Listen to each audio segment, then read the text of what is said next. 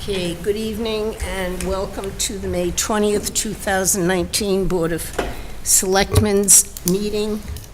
I won't read the total agenda yet because first up on the agenda is reorganization of the board.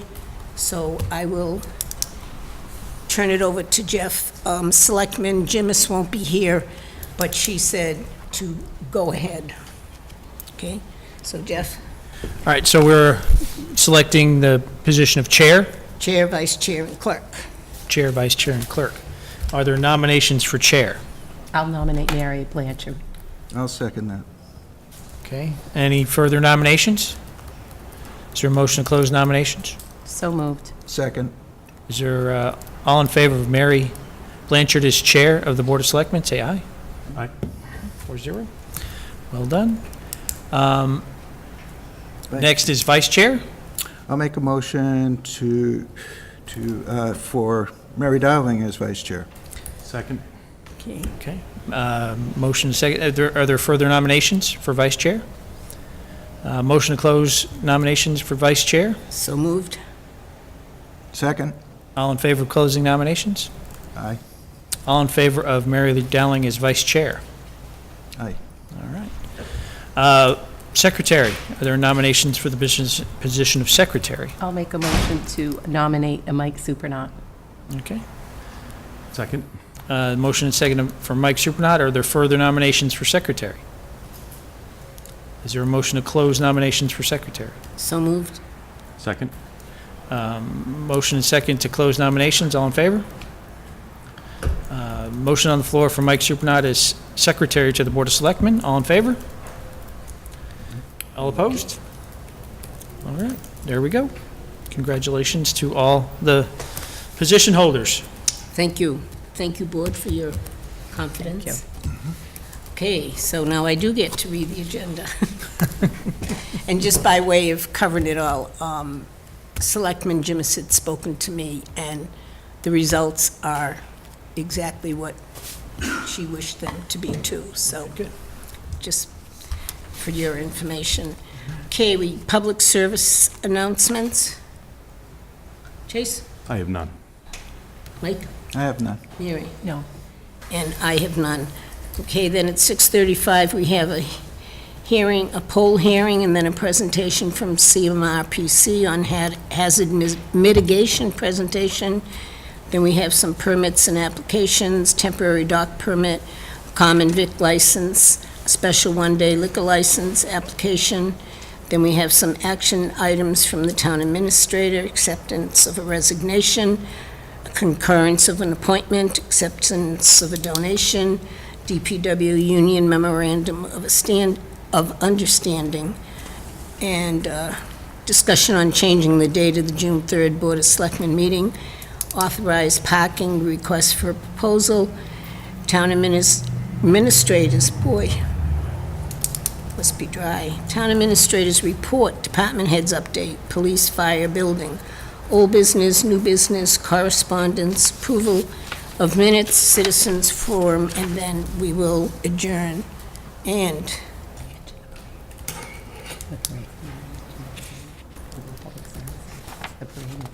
oh, sure, go ahead. Okay. Usually Mary does it all, but and our parade is next Monday, the Memorial Day Parade.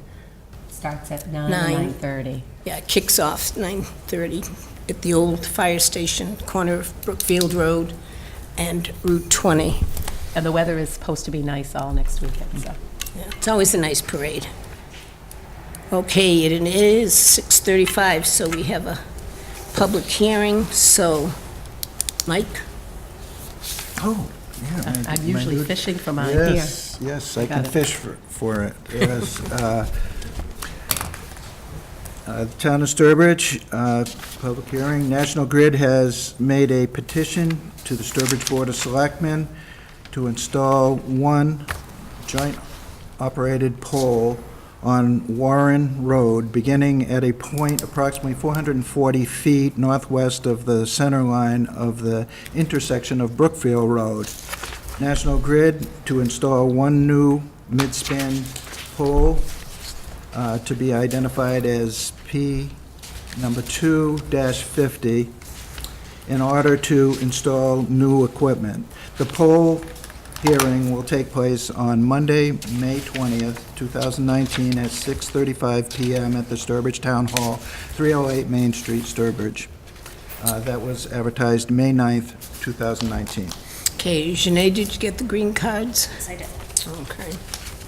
Okay, is there anyone here from, okay, would you please come down and introduce yourself and give us a little explanation? Hello. Good evening. Diane Clouds, National Grid. We are requesting this new pole.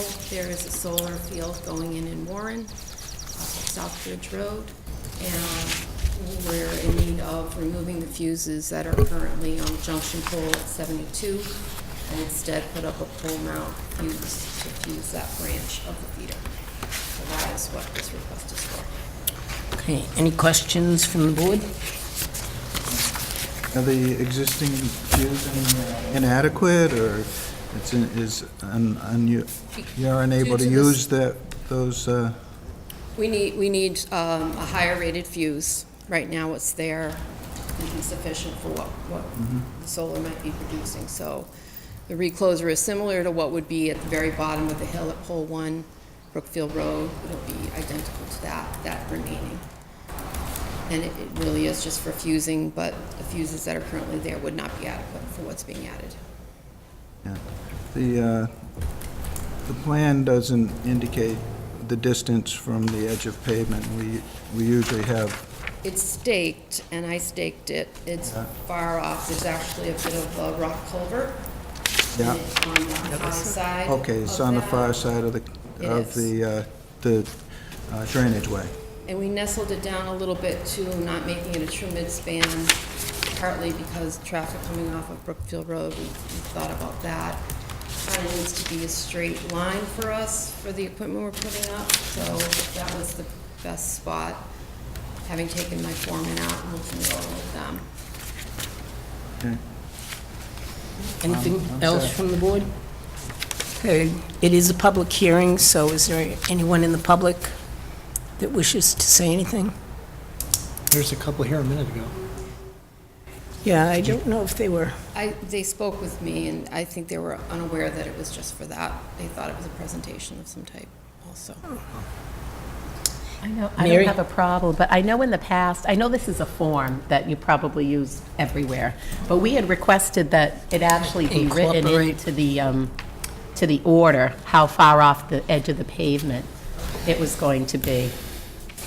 We've made that request in the past. along with the words, if If- viable. If, right. So just the distance from edge of pavement? No. Each, because it'll change every time.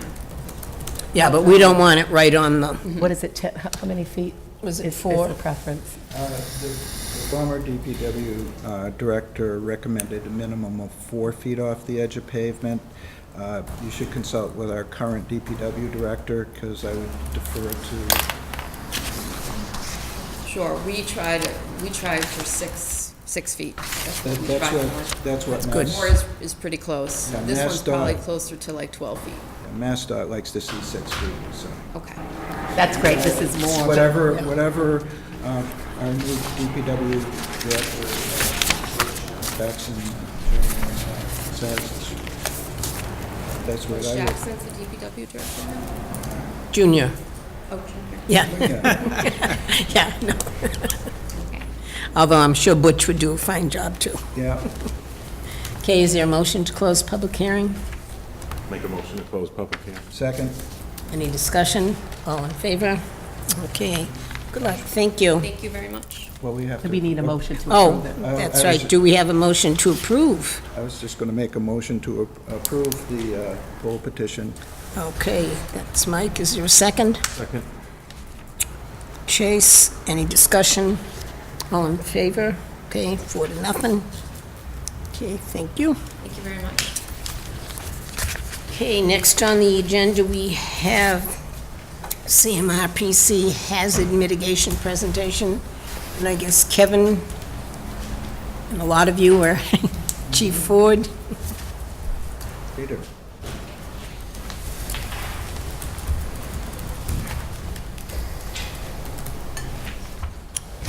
Sorry. I can't talk tonight. Too hot.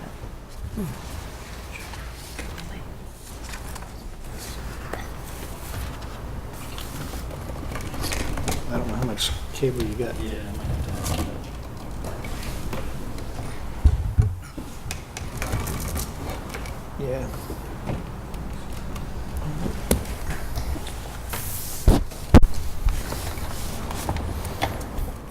That's about it. Thanks. Move the table. Yeah, I was just, I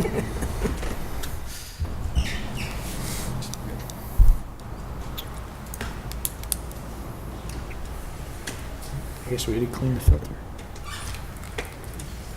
All right.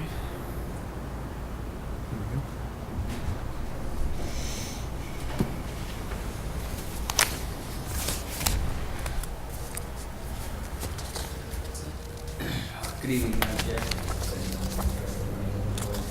For the record, my name is Peter Pelican. I'm Associate Planner at the National Planning Commission. I'm here tonight to give you kind of an overview of the process of where we are at, or where the town is at with their natural hazard mitigation plan. Been working on this plan since January of 18, so a bit more than a year now. The draft is nearing completion. There's a few more steps that need to be taken. One is to come to a public meeting and inform the board, as well as the citizens of Sturbridge, where the plan is, that the plan is taking place, and then after this plan, there'll be a 14-day public comment period, where we can add any comments from anyone from the town of Sturbridge. So I guess the first question is, next slide. The first question would be, why is Sturbridge creating this plan? The first point would be that it's part of a law enacted in 2000, which is called the Federal Disaster Mitigation Act. FEMA put this law in place to kind of get towns to be held accountable for the monies that they receive or request to receive during a disaster declaration or for a hazard mitigation grants. So in 2000, they enacted that law. CMRPC received a grant in 2016, I believe, to update 27 towns in southern Worcester County's hazard mitigation plan.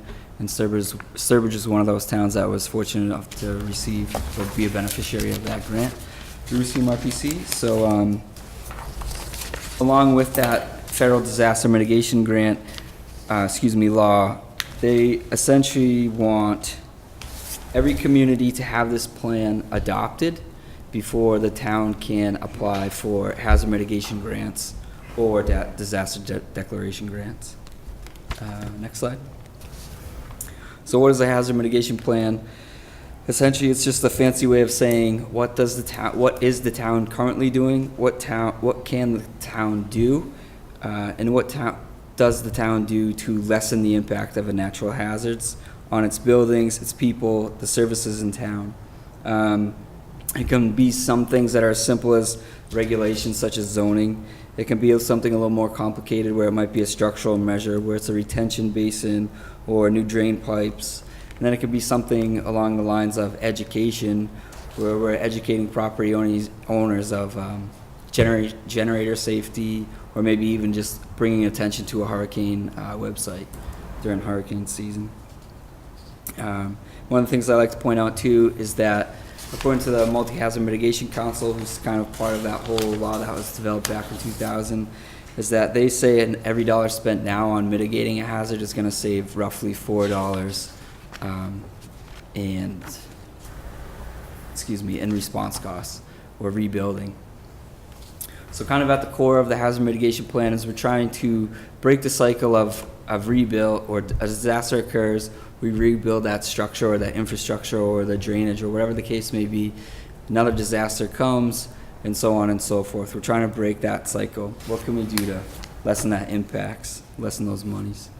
When we're planning for mitigating the hazards, I want to stress that it's not an emergency response plan. So this plan is not about terrorism. This plan is not about what is the town going to do during a disaster. This is what can the town do prior to a disaster. That's what we're trying to think of with this hazard mitigation plan. Yep. So kind of the planning process to date, just as an overview of the whole process, which is kind of a big undertaking, but CMRPC provided technical assistance to the town. So prior to coming to the town, we did a lot of research, a lot of data-driven research. We then coordinated with the town. The town created a local hazard mitigation team. That is a pretty big team here in Sturbridge. I will commend the municipal employees of Sturbridge for stepping up to the plate on this one. We conducted 3 meetings, kind of a kickoff meeting, sort of the overview of what the process is going to take. The second meeting was identifying critical infrastructure in the town, along with what are some of the hazards throughout the town. The third meeting was more of a strategies meeting where we took all the meetings and kind of combined them. We mapped out where are the critical infrastructures, where are the hazards, where are the reoccurring flooding issues, making sure everything's where it's supposed to be on the map. In those maps, we identified the 100-year floodplains, the 500-year floodplains, what buildings or places or roads or things of concern are located in those floodplains as well. So development of the plan, kind of what I just said. During the meetings, we identified and mapped critical facilities and local hazard areas.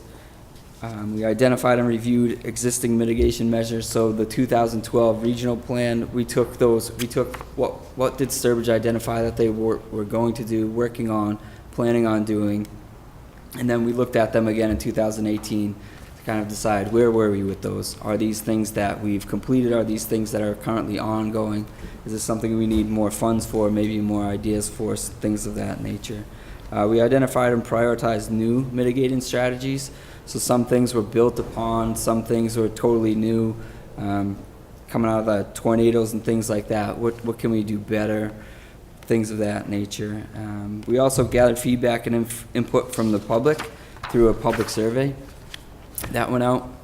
And just to kind of want to note here, there was 35 respondents that took the survey. About 55% of the survey takers were somewhat concerned with natural disasters. We categorize that in three ways: extremely concerned, somewhat concerned, and not concerned at all. Usually it falls in the middle somewhere. The 3 biggest concerns were snowstorms, thunderstorms, and hurricanes. So kind of when we think about that, we can think of it's winter storms, so snow, ice, things of that nature. Thunderstorms kind of can go both ways, where it's wind events / flooding events, and hurricanes is kind of the more extreme of those wind and flooding events. A majority of the people that took the survey, about 80% of those people felt that the town was somewhat prepared. 9% thought the town was not very prepared, and 11% thought the town was very prepared. So once again, falling somewhere in the middle category, or the majority of people were somewhere in the middle. So kind of another broad overview of kind of how we put these plans together. We think of four very broad categories where we try to put our minds when we're thinking of what the town needs, or where we can improve upon, or what the town is succeeding at.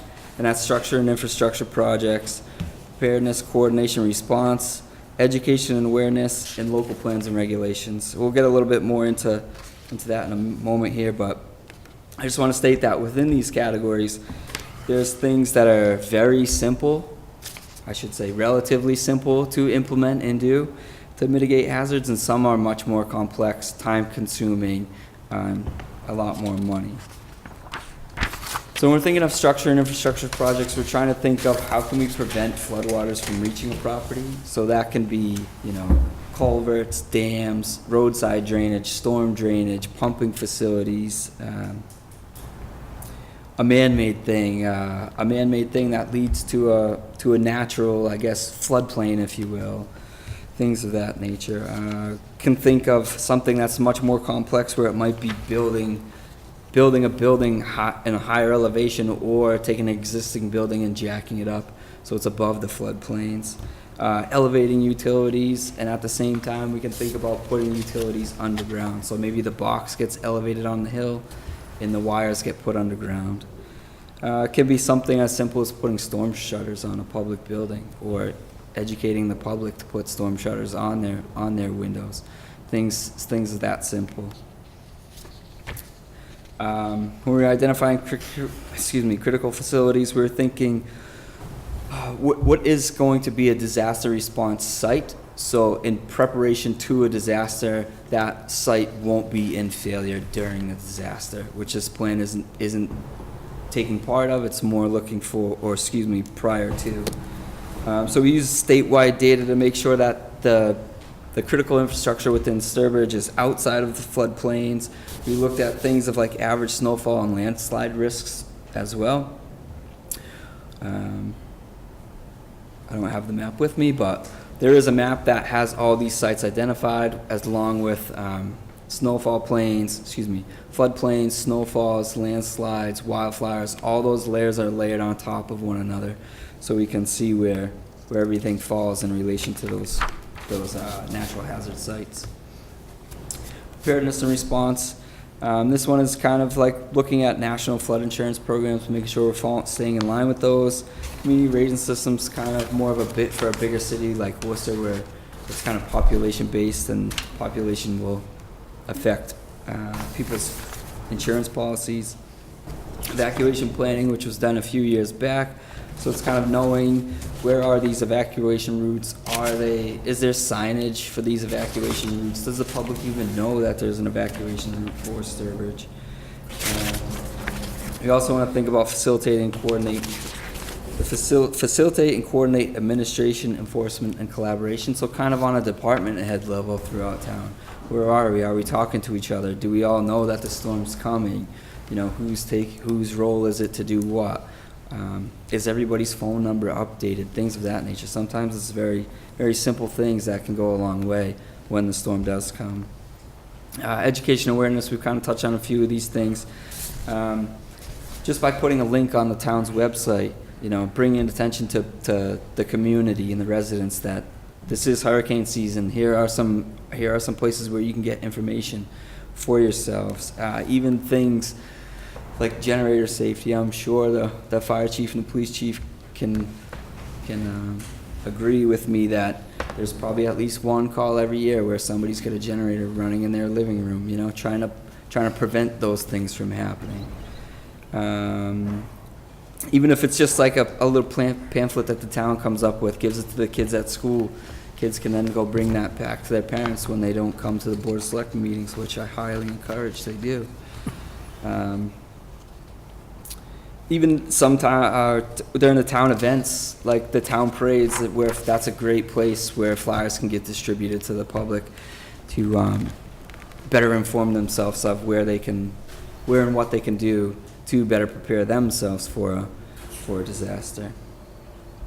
Local plans and regulations. So this week we've looked at planning and zoning, what's in the pipeline for subdivisions or the upcoming site plans, what's being done with these new buildings or these new developments to lessen the impact of a natural hazard. So things like, is there a stormwater policy with the new developments? Are the wires getting put underground? Is there some kind of floodplain measures there? What are they doing now that they've disrupted the natural environment? Where is that water going that used to be absorbed in the hillsides or in the natural brooks? What's being done to keep that natural system going? Same thing with building codes and master plans. How can we implement one into the other? How can we put hazard mitigation plans or ideas into a master plan, and how can we get master plan things into the hazard mitigation plans, along with open space and multitude of other plans. So this is more of kind of where we got the data to support a lot of the things, and I guess maybe sway some issues too. We looked at state and federal data on floodplain snowfalls, wind speeds, hurricanes, earthquakes, tornadoes, multitude of natural hazard data, put that into the plan. We also reviewed the state's mitigation plan to make sure that the town's mitigation plan is following in line with where the state's going, and not necessarily say that Sturbridge is the same as the state of Massachusetts, but we do experience similar things that the state experiences. So trying to stay in line with that. And then once again, coordinating with the local team to get the local information was paramount in this process. Without the local hazard mitigation team, I don't think the plan would be as rich and full as it is today. So kind of, this I just threw in there. I just think it's interesting that there's been this many earthquakes since 1990 in the tri-state area, southern New Hampshire, Maine. It's just interesting to see that there's that many. And below that, you can see the recently declared hurricanes and snow disasters. These are kind of key dates because when a disaster declaration occurs, if Sturbridge chooses to adopt this plan at a future date, then this is going to open up a whole another pool of grant monies. So if Sturbridge is part of that disaster declaration like it was during the tornado, now you are eligible to apply for those disaster declaration grant monies, which is another pool of money that FEMA sets aside, along with the hazard mitigation grant pool of money. So some of the existing mitigation measures that Sturbridge already has in place, when we think of multi-hazard, we think of comprehensive emergency management plans. That's already in place, following state building codes, along with developing and building upon Sturbridge's own bylaws. When we think of flood-related hazards, we think of street sweeping, which Sturbridge is already doing. Catch basin cleaning is already happening. When a drain is clogged, DPW goes and unclogs it.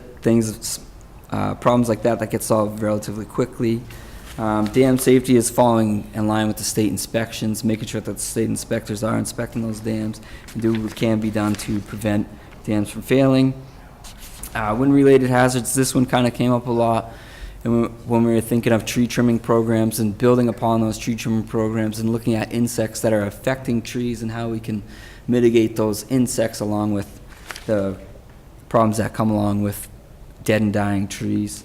Winter-related hazards, sometimes it's looking at, or sometimes have done away with salt sand mixes and gone to only salt mixes. Taking a look at what are the pros and cons of that. So when we have straight salt, now it's affecting our wells and things of that nature. And kind of wildfire-related hazards, we don't have too many of those out here, but they still do occur, so we want to think about things that the town is doing is permitting, burning seasons and what needs to be done on the individual's property while burning. So some of the things I pulled 3 or 4 out of that plan. There's about 45 strategies. I brought a copy just in case anyone wants to take a look at that, and I could submit that to you for your viewing if you'd like. Of all the hazards strategies is about 45 strategies that were developed. And kind of the wind-related hazards and flooding were kind of the 2 major ones. One was to develop a strategy to remove high-hazard trees, and this was along most major routes like main streets and things of that nature. Develop an inventory of the hazard trees along the roadway, and then move forward on how we are going to mitigate those trees, the removal of those trees or trim them or whatever the case may be. Another big thing that was of concern was identifying the gypsy moth affected areas and investigating opportunities for removal, and if that's even possible. And then along with what's going to happen with these trees that were affected by the gypsy moths, what's going to be done to prevent those dead and decaying trees where now you, in a windstorm or a hurricane or high wind event, now you have a weakened tree that could be falling on power lines, which creates more problems, or road closures, things of that nature.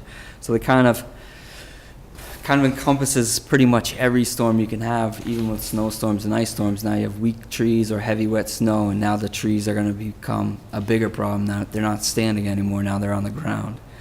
So we want to continue to improve hazard warning systems, including Code Red, and gaining membership in that. Kind of want to preach it here on the public record, so hopefully people who don't know about Code Red do know, go investigate and sign up for that.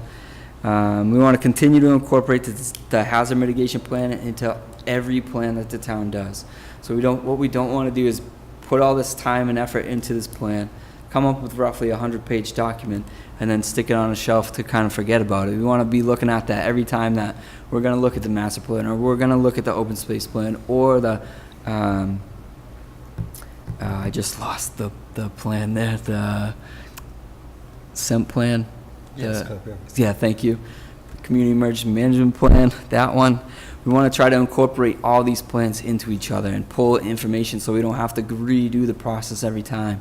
You know, this information's here, how can we put it there? How can we put that there? Things of that nature. We also want to think about transportation projects. When we're thinking about a transportation project, let's get out that hazard mitigation plan. Where are all the culverts we identified? Where was the roadside drainage issue? Where was there room for us to push the trees back and maybe add a sidewalk, and now it's going to mitigate some of those trees that were problematic in the past. And we also want to update the hazard mitigation plan every 5 years. Kind of the next step, so this is sort of important for today and moving forward, because the bulk of the work is done, and now it's kind of the home stretch of getting this plan approved by MEMA and FEMA. So after today, we're going to put the plan out to public comment. So I'll get the town a link, probably through Kevin, to post to the town's website. That link will also be posted on CMRPC's website, where a PDF of the draft will be there for public review. Public can comment on it any way they see fit. That's going to be open for 14 days. In that same period, I'm going to put the link to the public survey, so anyone who maybe missed the opportunity to take it prior to this day can now retake it, or excuse me, not retake it, but take it for the first time. Once that 14-day period's up, we're going to take all the comments, put them in the plan however they need to be put in, change whatever needs to be changed, edit it, add, however it may play itself out. Then we're going to submit the plan to MEMA. MEMA is going to review the plan. They're then going to send it to FEMA. FEMA is going to review the plan, and they're going to give us approval pending adoption. So what that means is essentially that FEMA's saying the plan's good, everything's in line. Now it's on the town to choose or not choose to adopt the plan. So I'm guessing with the way things have gone, it's taken FEMA roughly 2 months to go through the MEMA-FEMA process. So accounting for the 14-day public period, we're looking at coming back around the end of July, early August to adopt the plan. Once the plan gets adopted by the town, by the Board of Selectmen, it goes back to FEMA essentially to make sure that there's been no changes during the pending approval process and the Board of Selectmen's adoption. And that final FEMA approval usually takes only a matter of a few days. And then once it's approved by the town, then the plan, the town then becomes eligible for those 2 pools of money that I've mentioned multiple times tonight. The hazard mitigation plans, which usually come open around October-ish, roughly, and close around January, and then disaster declarations is all based on a disaster declaration by the state. And it's just basically one more slide. So once the plan is adopted, and we can kind of think of that prior to as well, is we want to establish a implementation group. So typically that tends to be the same people who kind of were a part of that local mitigation team. I'm kind of thinking having that core team of people kind of at least stay in touch and maybe meet once in a while, even if it's informal meetings of what are the priorities that we want to seek out? How can we prepare for this grant cycle that's coming up, in the future, X date, we'll just say October. What do we need to put in? What do we need to get in line for these grants? Who do we need to talk to? What numbers do we need to pull? What cost analysis do we need to do? Trying to get your P's and Q's in line before, it comes online and say, deadline's in November, and then we go, well, but it's October 1st. We're never going to be able to put this together. So trying to be proactive in all things hazard mitigation. Just as a reminder, the plan is good for 5 years upon adoption of the Board of Selectmen. Like I said before, the draft plan is going to be available starting tomorrow.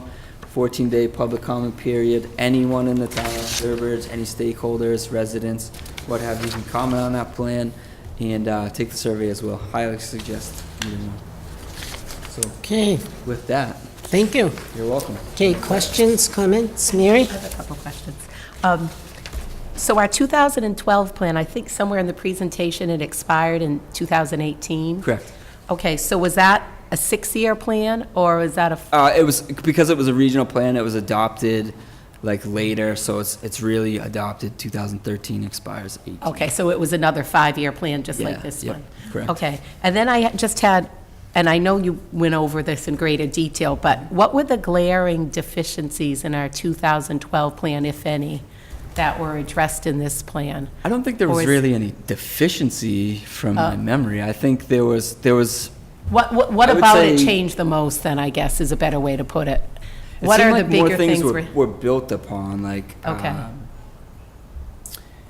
culvert programs. So many culverts have been replaced since then. So there's a lot of little ticks, or excuse me, boxes checked off there. Okay. Um, So, There's a lot of things that are kind of ongoing. You can't really say that this is done, because it's sort of never really done. You can always improve upon it. So like roadside drainage, for example.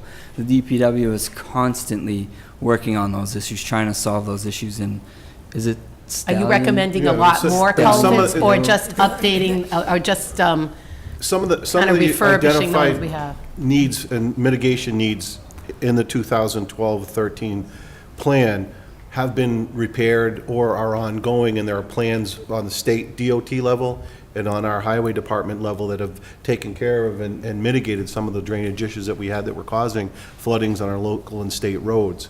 And so that's why some of it is ongoing. Got it. And some of it's been repaired, some of it has been partially repaired, but with a date that's set out in the future to be completed in a different manner. So that, to say, when we looked at our priorities, our mitigation priorities back then, a lot of those mitigation priorities have been identified. Some of them still remain, but are in process. And, for example, the trees, the dead and dying trees, that was something new that we identified this year. And we've already spent a considerable amount of money to remove them, I think. Yes. That we approved last year with Tom, with our tree warden, so. And we that's hope good. that when we review this and as it develops and evolves, that those costs are identified and factored in. And as you know, the number of disasters that we've had and the monies that we've been eligible for and have received from FEMA have been in part, or all, because of, the type of plans that we have in place now and our participation in developing these hazard mitigation plans. And I guess to kind of build on that too, I don't want to really call it a deficiency, I know, but that, maybe that was too Yeah. strong a word. But- What are the ways that we could improve? there our are some prior places that are just, they kind of are what they are. There's definitely going to be ways to improve upon them, but it's, a road that was built 100 years ago that's now become kind of a major road. And just the lay of the land, and everything goes down this hill and that hill and goes to this stream. So there are ways to improve it, where maybe it's instead of having a culvert that's a round pipe, we're trying to take essentially a rectangle stream and put it through a round hole. We can kind of go back to a nature-based solution, and it's like we build a 3/4 box culvert where it's two sides, and I don't want to say bridge, but in theory a bridge, and then let the stream be natural underneath. So there's things where it's a very difficult thing to fix, because, we live in New England. We've been around for getting close to 200 years now, 300 years. So things were developed without thinking, this is going to be a big problem, because now it's easy for us to cut through at the low point, so there's things like that they're always being improved upon. There's not really anything stagnant in the town, I would say. So you used our other mitigation plan and kind of took it from there, kind of. Yes. Basis. Yeah, we Updated our. anything existing- that was in the 2012 plan that was ongoing, where it's inventory culverts and repair as necessary, something as kind of like broad and vague as that's carried over. So nothing really was discarded from the Okay, that was 2000. And if pretty they much my haven't been, question. and they haven't been mitigated, they are in there as a priority to become, take for example, Cooper Road, where you have Thank the you. water on both sides of the road, and it's so much higher now. It was something we identified many years ago, but yet there's really been not much action taken on mitigating that. So, you know, that again has become a priority for us. It'll be included in here, so it's identified, and, you know, it'll give us a goal to work towards repairing that. And just one other thing, 35 people responded, is that, I know it sounds low to me, but is that typical from town to town? So- you almost have to have Yeah. some expertise in this area to even fill out a survey kind of knowledgeably. I don't know, The survey is pretty lay people friendly? resident-based. Oh, okay. So it's more of like, how has natural disaster affected you? Does your house flood? Have you experienced this? Have you experienced that? Have you, how has this affected you? How has that affected you? Kind of, so it's more on the individual base, not so much like the town decision level, I guess, if that makes sense. To kind of go back to your original question of what's, you know, a good response rate, I honestly don't know. Worcester had a little over 100, and they have 180,000 people, so, Okay. but then, So it seems then to be North, kind of North a- Brookfield had in the 60s, and they have probably 3,000 people, so the ratios are really skewed. All depends. Yeah, it kind I of mean, depends. to be truthful, I saw the survey and said, oh, I'll get back to it, and And never did. Definitely, yeah. I will say, having done a few surveys in this town, I was pretty pleased with the 35 for Okay, for good. this. So Yeah. I thought it was a great turnout for a survey that, like you said, can. At least there was some. Seem a little, you know, Technical. intense. But on top of that, I think, I'll go back to something that Peter said before, you know, you had the 35 citizens who responded, but you also had just an amazing team with the LEPC, with department heads who've been here for 20-plus years, who were able to, you know, really drill down and say, we've seen this year on year, and we've learned X, Y, and Z, and so there was a lot of experience that was brought in to the report that is before you tonight. Were all the department heads on the team? I feel like there was Quite the- 20 people in that room. I know you commented that there was a big team. It was a right? big team. The LEPC has, I believe, 16. Some of that has changed because we've had several retirements and a new town administrator who actually will need to be appointed as chair at some point. But I think it's about 16, and we do have a lot of ex officio members who come in, like OSB, OFS. They come in and sit in on the meetings even though they're not voting members. Anything else from the board, Mike? I had a quick question about implementing the plan, which is the slide before the one we're on now, and it's the third line down, integrate the plan's recommendations with other local plans and policies. When we're considering local plans and policies, are we also considering, like private utilities, like National Grid was just in here, and some of the problems we've had in being prepared for disasters. I can remember a snowstorm a few years ago where areas north and east of us were out for months at a time just because the power company wasn't prepared. Right. And so are we including this as part of our local hazard, mitigation plan, at least coordinating with those utilities, making sure they're doing their part in the overall process? Correct me if I'm wrong, but the town does have a rep that they're in constant contact with from National Grid, right? The private utility companies have come a long way and made some great strides in their own mitigation and their own response plans and their own community investment. And we can attest to the fact that we've got a great community outreach with National Grid, for example, and they do a lot of their own mitigation now and share us in all their plans. I guess what I'm getting at is I'd like to specifically request comment from National Grid and maybe even some of our communications companies, including some of the cellular communication we have in the area, because there's been cellular towers that have been blown down in 100-mile-an-hour winds, and that's not good. I mean, they should be able to withstand 120, maybe up to 140-mile-an-hour wind. Agreed. So I'd like to make sure that our cellular infrastructure is at least reasonably sound. Yeah. I will say that the plan does take actions or does make mentions of collaborations, communications, Yeah. all those things with the private providers. The problem is our hands are kind of tied. Like, there's not really anything that I can do to make a private company say like, oh yeah, we'll We'll take do care of that. that. You know, so it's that whole public-private,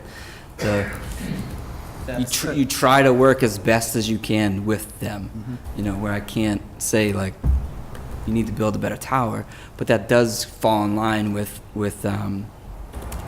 like building codes and regulations and things like that when we're thinking about like the planning board being as strict as they possibly can without pushing that private business elsewhere, you know, so there's that fine line that I think we all have to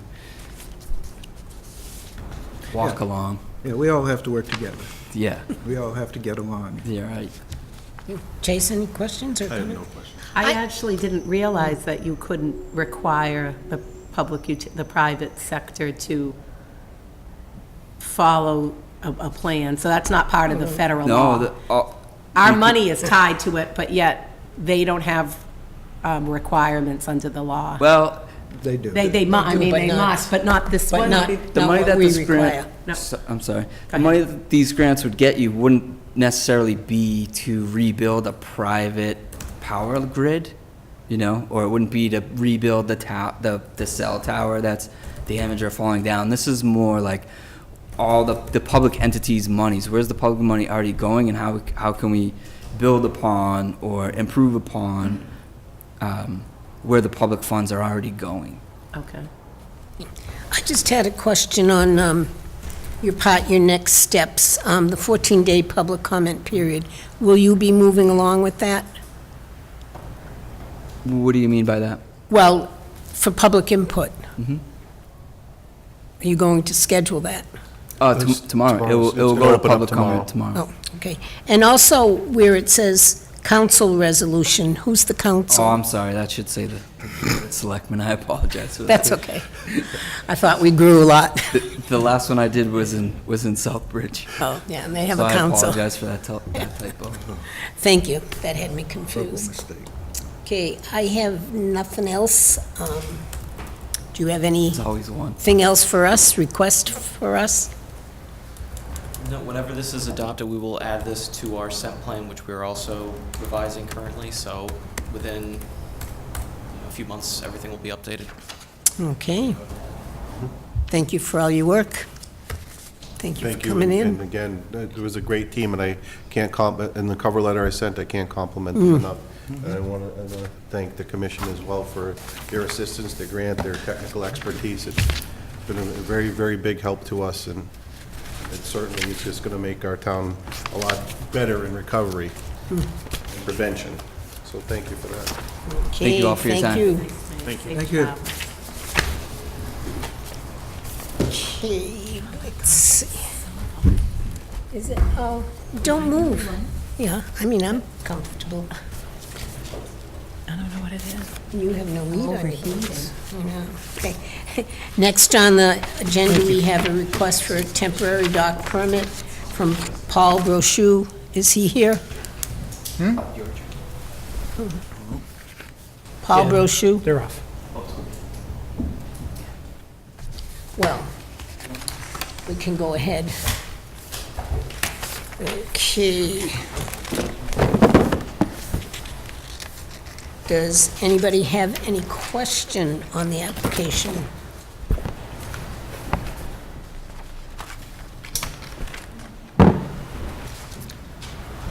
Up on Lake Quasit, Yeah. South Pond? South Pond. Got it. South Pond's much easier to say. Yes. It appears that the dock would be located at least as far away from the property line as the required setback line would be for structures. Right. So if that is the case, which in this plan says 25 feet from the property line, or the extension of the property line, I would have no problem. No, in the size of it, it's 100 square feet, and it doesn't jut out 125 feet into the water, so I have, 25 feet out into Yeah. the South Pond. you don't want to try the official name? Classic. Yes, good. Okay. Any other comments or questions? Not that good at it, Algonquin, or Algonquin. dialect of Algonquin. I don't either. What Mike said, if you look at the diagram and our Yeah, requirements. But in the past, we have had them come in case there are questions. did. So that would be Yeah. my And a preference. couple of times, I think twice in the past couple of years, somebody didn't make it. And Yeah. I think one we approved and one we didn't because we had questions. Last I heard from him, he was gonna come. Oh, okay. I haven't heard anything. People forget. Okay, does somebody want to make a motion then, one way or the other? I'll make a motion to approve the dog permit for Paul Broshi. I'll second it. Okay, any discussion? All in favor? Okay, 4-0. Okay, next, we have a common vic license application, Stonewall Grill, Michael Johnson. Okay, could you please come down? How are you? How are you? Thank you.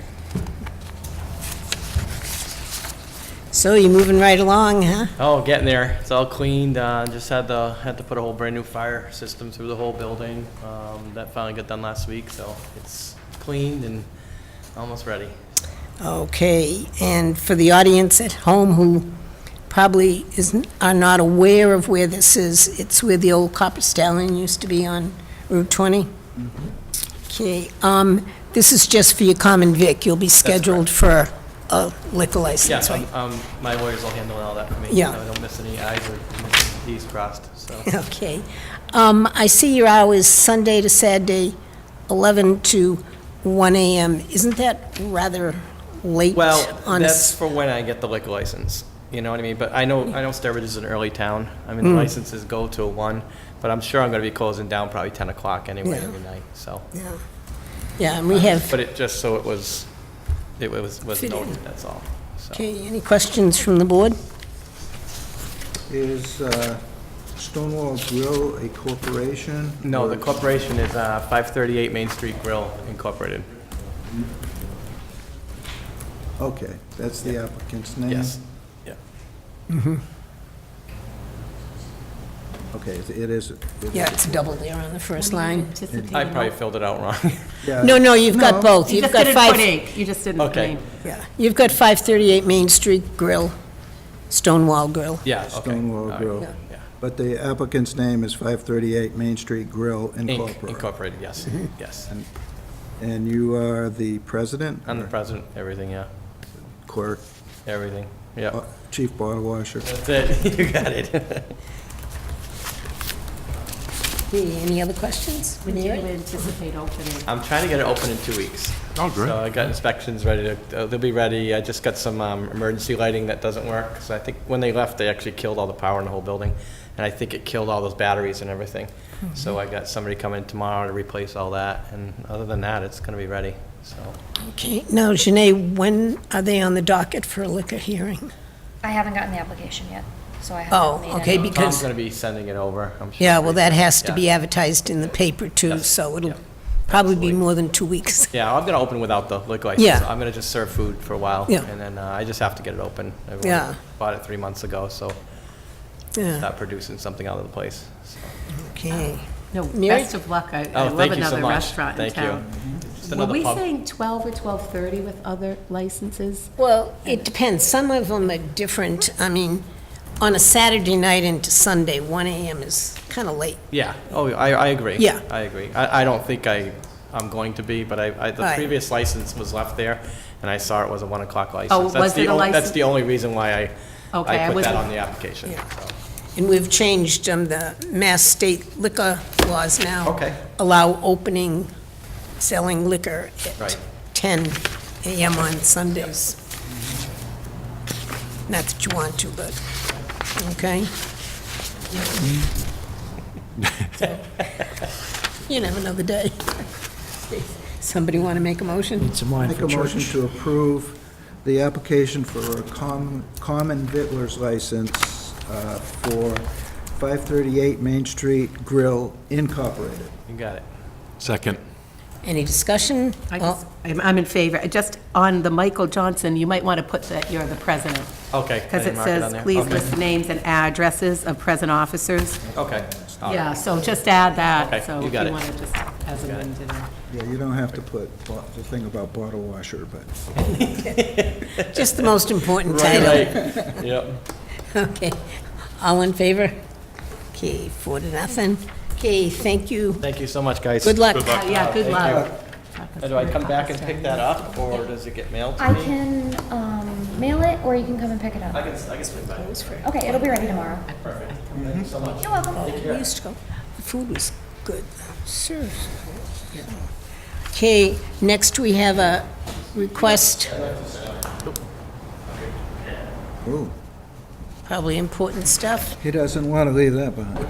We have a request for a special one-day liquor license, Bay State Brewing, for sale at the Sturbridge Concerts on the Common. Sean, could please introduce yourself for the board and the record and the people at home? Sean Rich, Bay State Brewing, 1 Chicken Lane, Sturbridge, Mass. Obviously, Mass. Ian Dunnigan, Bay State Brewing, 24 Cedar Street. Okay, little explanation for the people at home? I'm just looking to do, serve beer on the Common on the Thursday night concert series. We went in front of the board at the rec, and they approved it, and just thought it'd be a nice add to the Thursday night concert series throughout the summer. I think it's about I think it was an hour and a half. I don't have a copy of the application. I fill it out here and now, so I don't have it in front of me in terms of time, but I think it was like an hour and a half, 5:30, 7 maybe. Yeah, I forget the hours exactly, and I just... 5:30 to 8:30. 5:30 to 8:30. The inside of that, to be honest with you. And I just put up the schedule.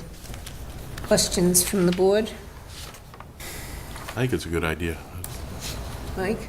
Yeah, I went to the bonfire and we were there, and it was good. I think it will be an addition that the public in general will like for our Thursday night concert series.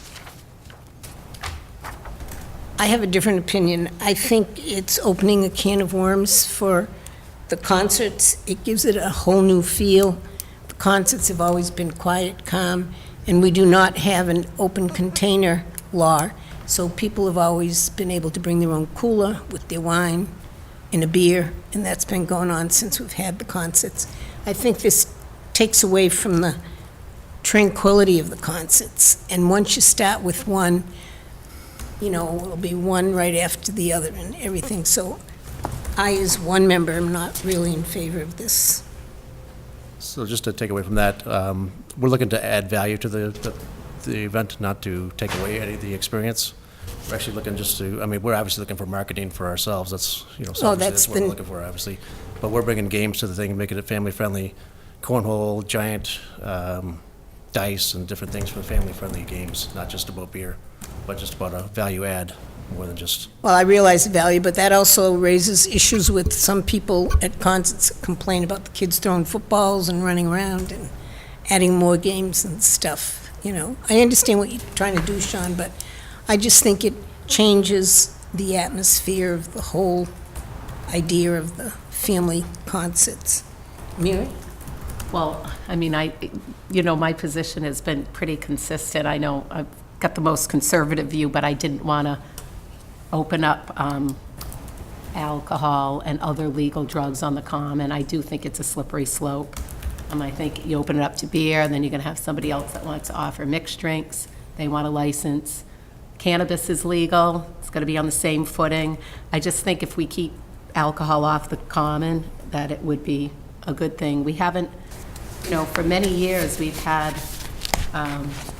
really great turnout at concerts, and we haven't added, the commercial component of alcohol, so I have been abstaining, and it's not personal, I voted this way consistently since we came out with a policy on that, so I'm sorry.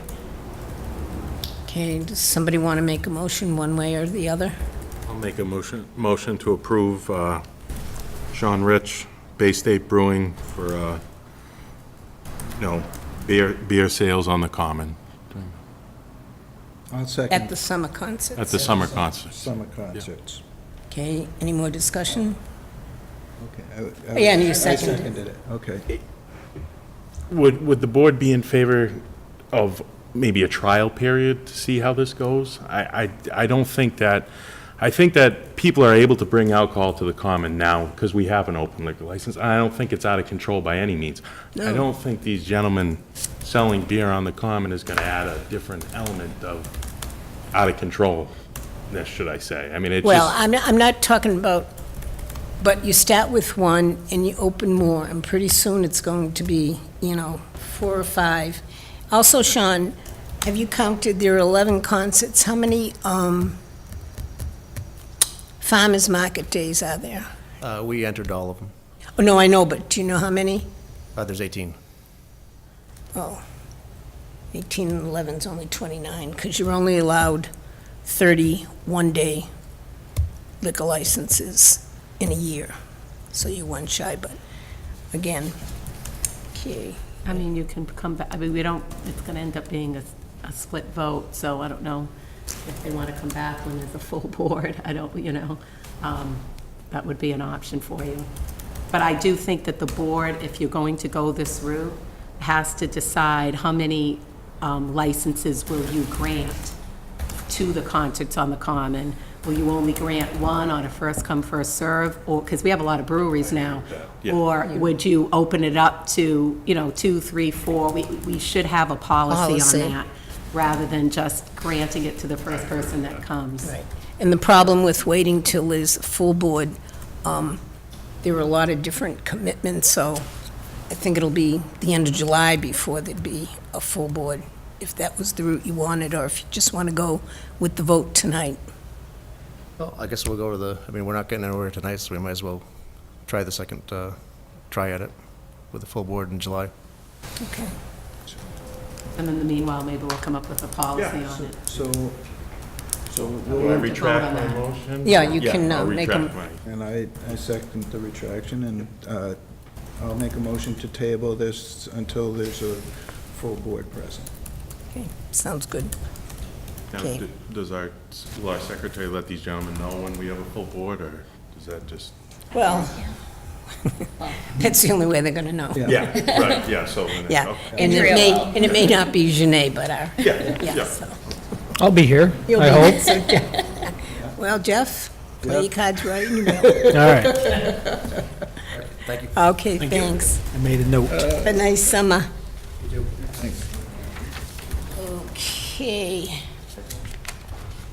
Next up, we have some action items. We have a letter from Susan Klein. It is with regret that I inform you that I am unable to complete my 3-year term on the Tantascwa School Committee. My husband has recently retired, and we have decided to move back to our hometown, Philadelphia, PA.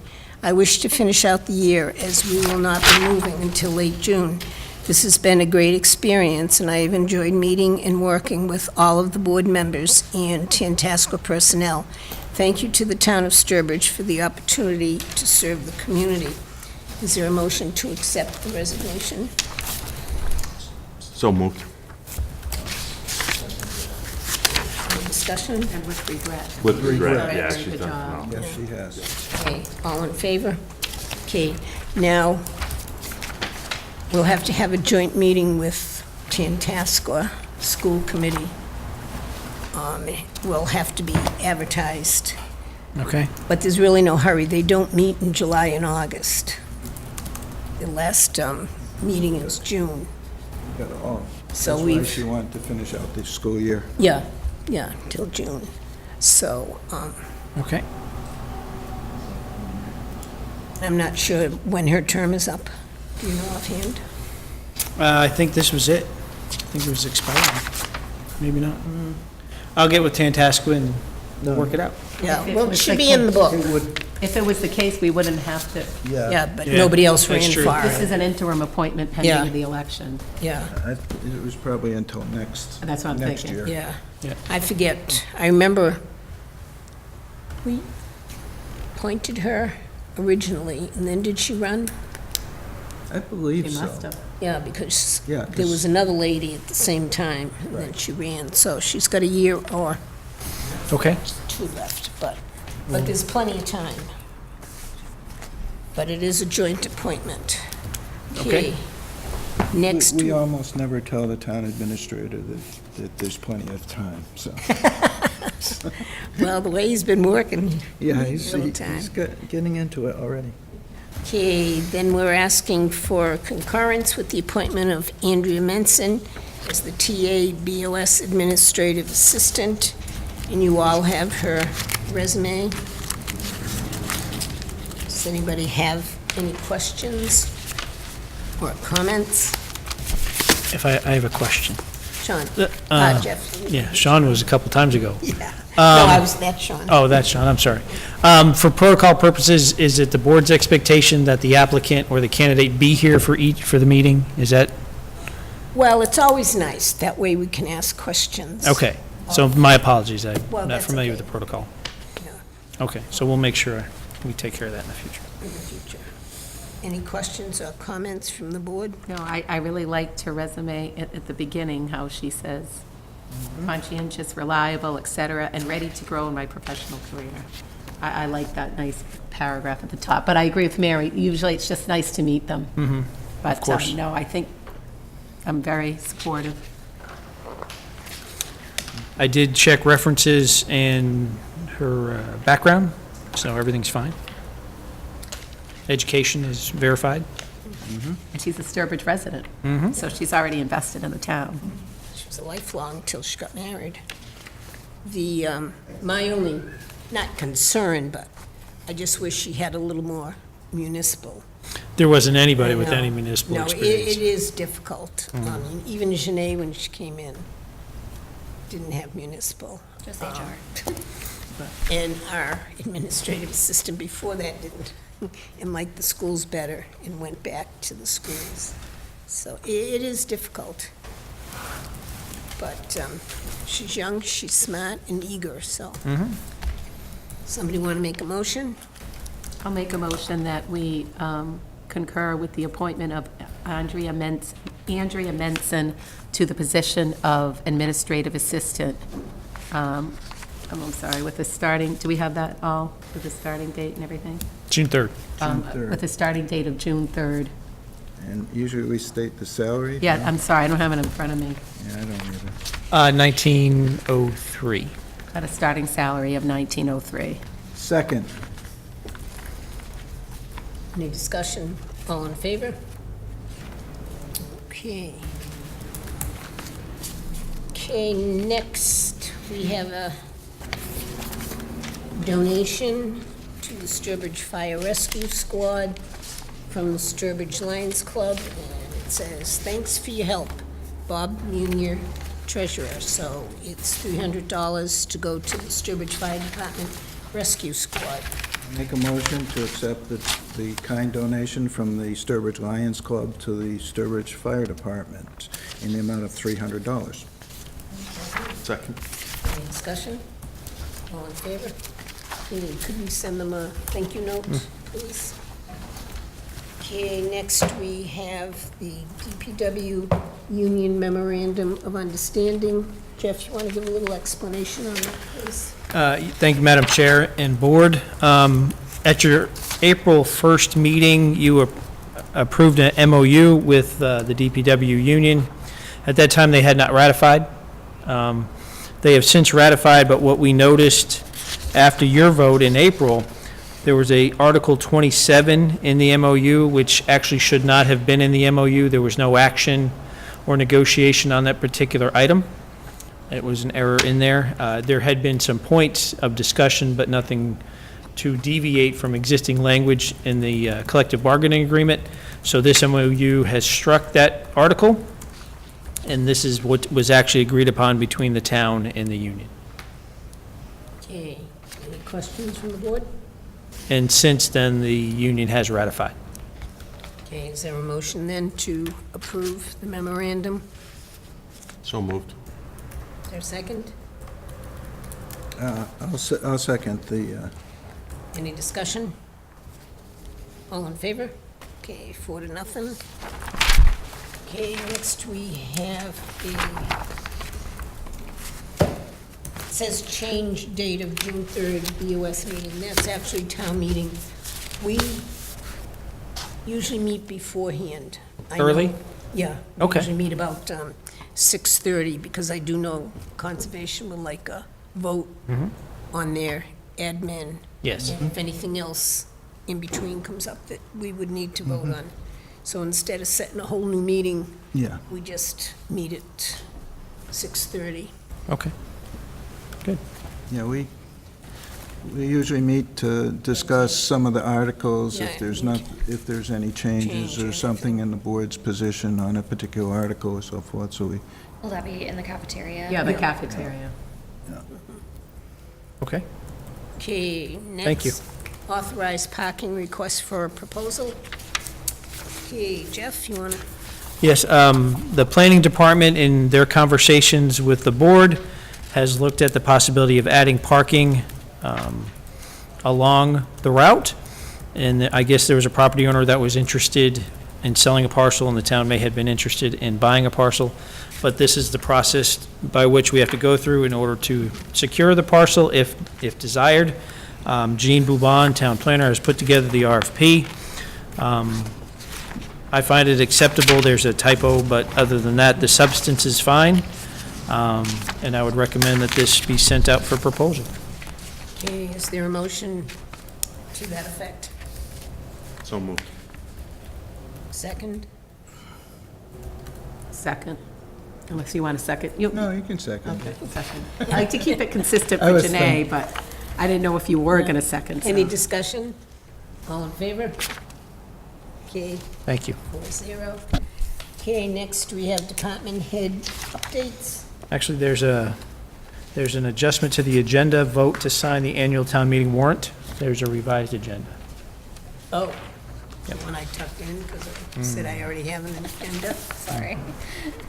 We didn't vote before to sign it when we closed it?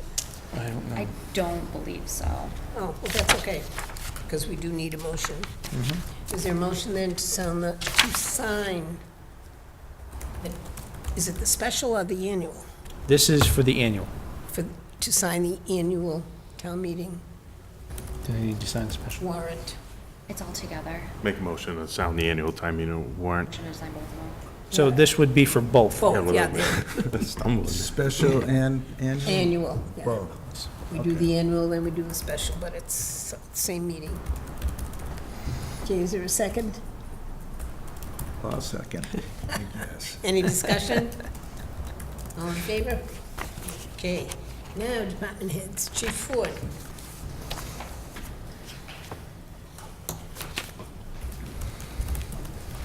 Hello again. Good evening again.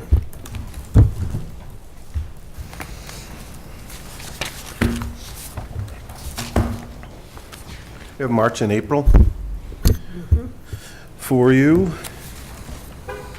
Nothing extraordinary in either month. I don't know if there's any questions on March. Training and operations are pretty standard for this time of year.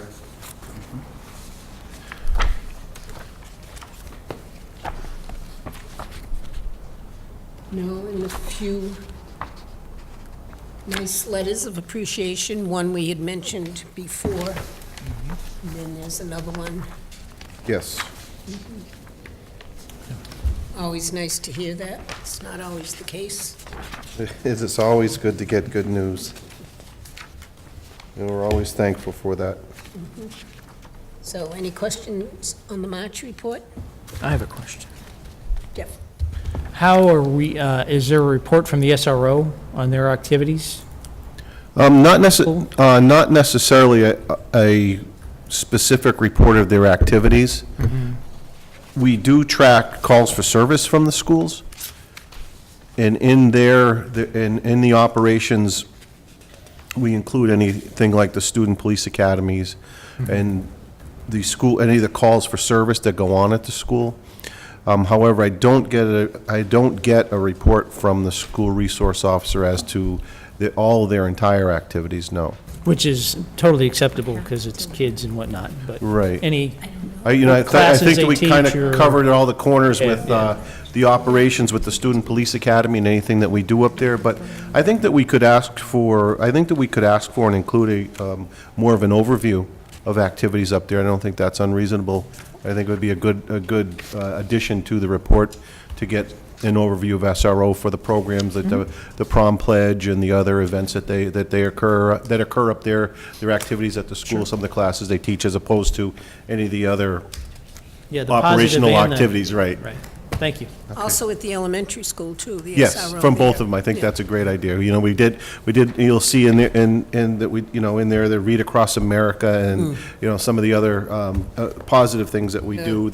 We do include the drills in there, but it would be nice, I think, to have a more focused report that's included that's just school-specific. And then that, we can certainly include that. And, they are in there, but we can just put it in a separate page just for the school reports, and it'll take away from operations and administration, et cetera. Thank you. Sure. Okay, any other questions, comments on March? Okay, April? April, you'll see that we ramped up a bit of training. Would like to say that we have 2 new officers on board. Their field training is going very well. Our new dispatchers, part-time, are doing very well with their training and coming along. Ashley Griffin's been released from her field training. She's on her own right now, on her own shift, so that's been pretty good. And you can see the list of trainings that we have participated in and have assigned since that time. So everything seems to be progressing well from that Is standpoint. there any training on how to pick your sports team? From which standpoint? Are you looking for hockey, basketball, football? Baseball. Baseball, that's right. That's a summer thing, right? Baseball and football. The hockey's not over yet. Let's get through the Well, Stanley Cup first. You've got one officer down there that could use a little training. Oh, over at the Little League?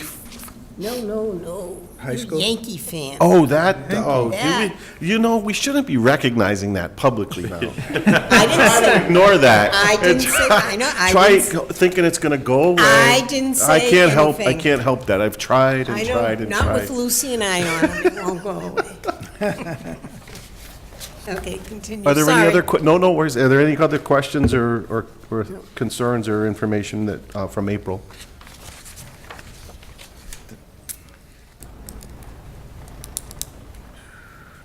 No, I didn't even have a question on it. They're always very thorough, Tom. So do you have any requests, concerns? No, things continue to move along. I'll take a half dozen new officers if next time you're Well, looking to spend a budget's few just bucks. about set. Okay, I do great, have a- thanks. Mary? Speaking of that, remember when we all met for our joint meeting with Yes. the The Saturday Finance budget Committee, and meeting, you yes. indicated the amount of dispatches you wanted, and I had Yes. asked, and I think I brought it up here, I don't expect you to have it Okay. tonight, but I think I might have mentioned it to Jeff a few meetings ago. If you could come up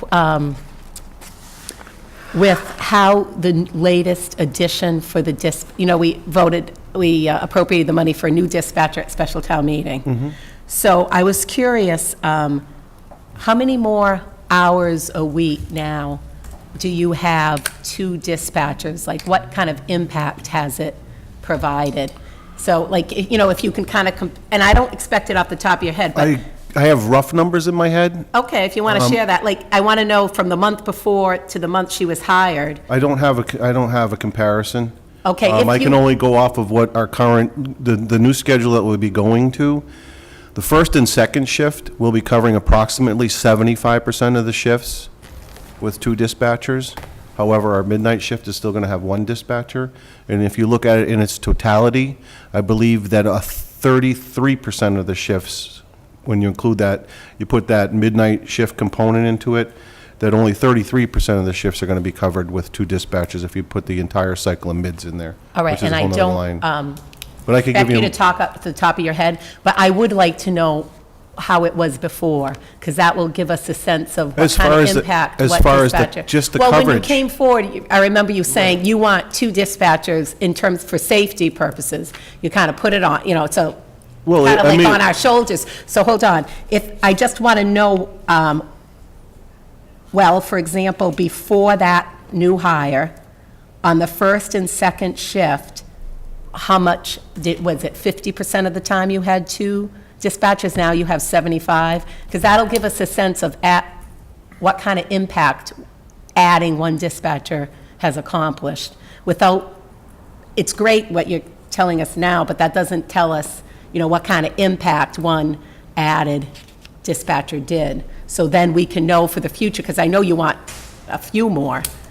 Well, if we're gonna be running our dispatch center at proper Right, no, I get it. That's why I levels, want to, and it's the emergency medical dispatch that is requiring us to have 2 there. If we're adhering to the fire standards, the NFPA, it's the NFPA that states that if you're going to be I utilizing EMD, that you're supposed to have 2 I get it. dispatchers I'm not, 24/7. I get it. I'm doing this to be an So, advocate, not no, to no, be. and no, not at all. I'm just, Okay. just for clarification purposes, a single dispatcher, when we need 10 or 12 to run 24/7, a single dispatcher making it 6 full-time dispatchers now, I think that we could run with 10, but Right. it's going to be 100% fill rate if you're going to have 2 there. We can certainly augment those positions and vacancies with state 911 monies and part-time dispatchers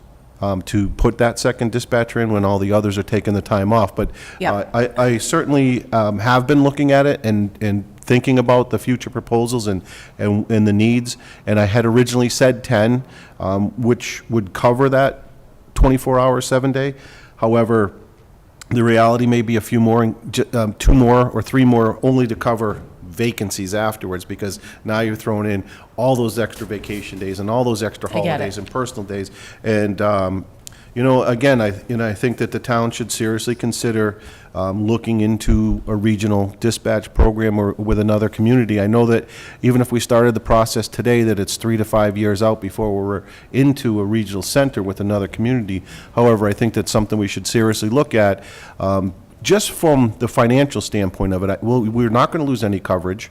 We're not going to have anybody, we're not going to lose any local control. We'll still have call takers and people in our dispatch center for our Are You OK programs, for our incoming walk-in customers, et cetera. We'll still have those services available. It's just your 911 calls and your police calls and your dispatch will go to a center that's going to be manned with 8 or 10 at a time. I get it. Dispatchers. Hold on, let me just, I get all that. That's a regional discussion, but I still just want to go back to to some of the data. So when was her first date of employment? I know, was it? I can't pull that on my head. It was shortly after the special town meeting. Right. Okay, so I would just be curious to know, in the month that before, how much coverage did we have in terms of 2 dispatchers? And I want to compare it to now, where we have an additional dispatcher. And I don't expect the information tonight. I still would like to just see how it's changed. And then my other question was, I know you said that, because the question came up, if an emergency call comes in and someone's on the phone, like what happens? And it gets funneled to another town, a backup. If we can't answer the If we phone. can't answer it, Yes. right. And I just want to know if this kind of data is available, how often, like in the last month or 2, has that happened? If you have it, I mean, if that's not the kind of information that you can generate from your records, then that's one thing, but I would like to know how often that actually happens. Some of it won't be able to be collected. Okay. Only, and not that it's going to be terribly accurate, because one traffic accident where everybody's hitting 911 on their cell phone can result in 15 calls coming in for one incident.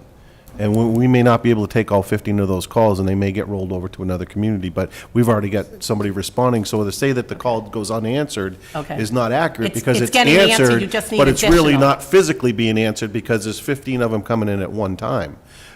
So it's hard to differentiate between, those actual emergencies that are going into another community. To the best you can. I mean, you would be able to do it somewhat, because like if 15 calls all came in at 11 o'clock today, you would probably know that was for the same, chances are. Right. It was for the same But, incident. and we'd have to rely on the data collection at State 911, and I don't know exactly how they handle their calls and how they segregate.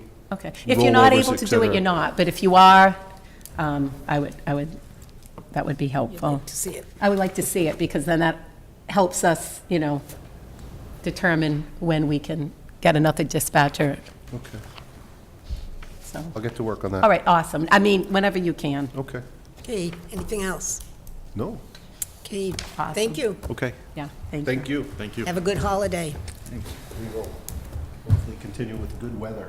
Oh, I know. Nice to see that sun. We're due. Yeah, dry. Okay, next we have Chief Grasso.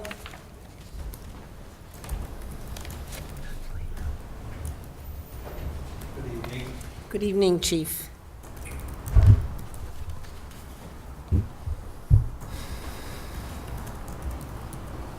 I also have my reports for March and April, which I believe you had color copies of. I was just going to say, thank you for the color. We got color Absolutely. pie charts. It's so easy to discern the categories.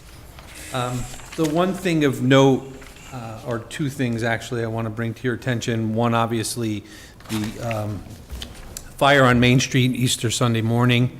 That was a pretty good incident for us, and I commend all the responders that came, including outside the fire service, the Red Cross, and our own senior center helped out as well. So kudos to all those folks. I've also included in this month's packet the burn permits that were issued. Is This that the season. ones that say? says Browse permits. Browse, that's what I Yes. assumed it was. Yeah, so 286 burn permits were issued this burn season. And I think with the help of Mother Nature, we only had 3 brush fires in March and April combined. So I'm happy with that fact as well.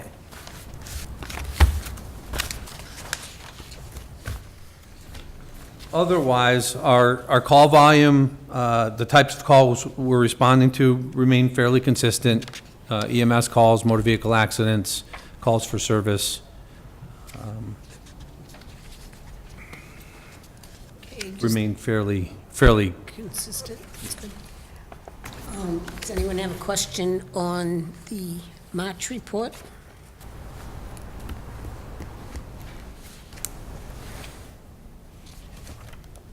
April? You're very busy, Yeah. I'll tell you that. Your EMS calls, 104. We continue, yes. On the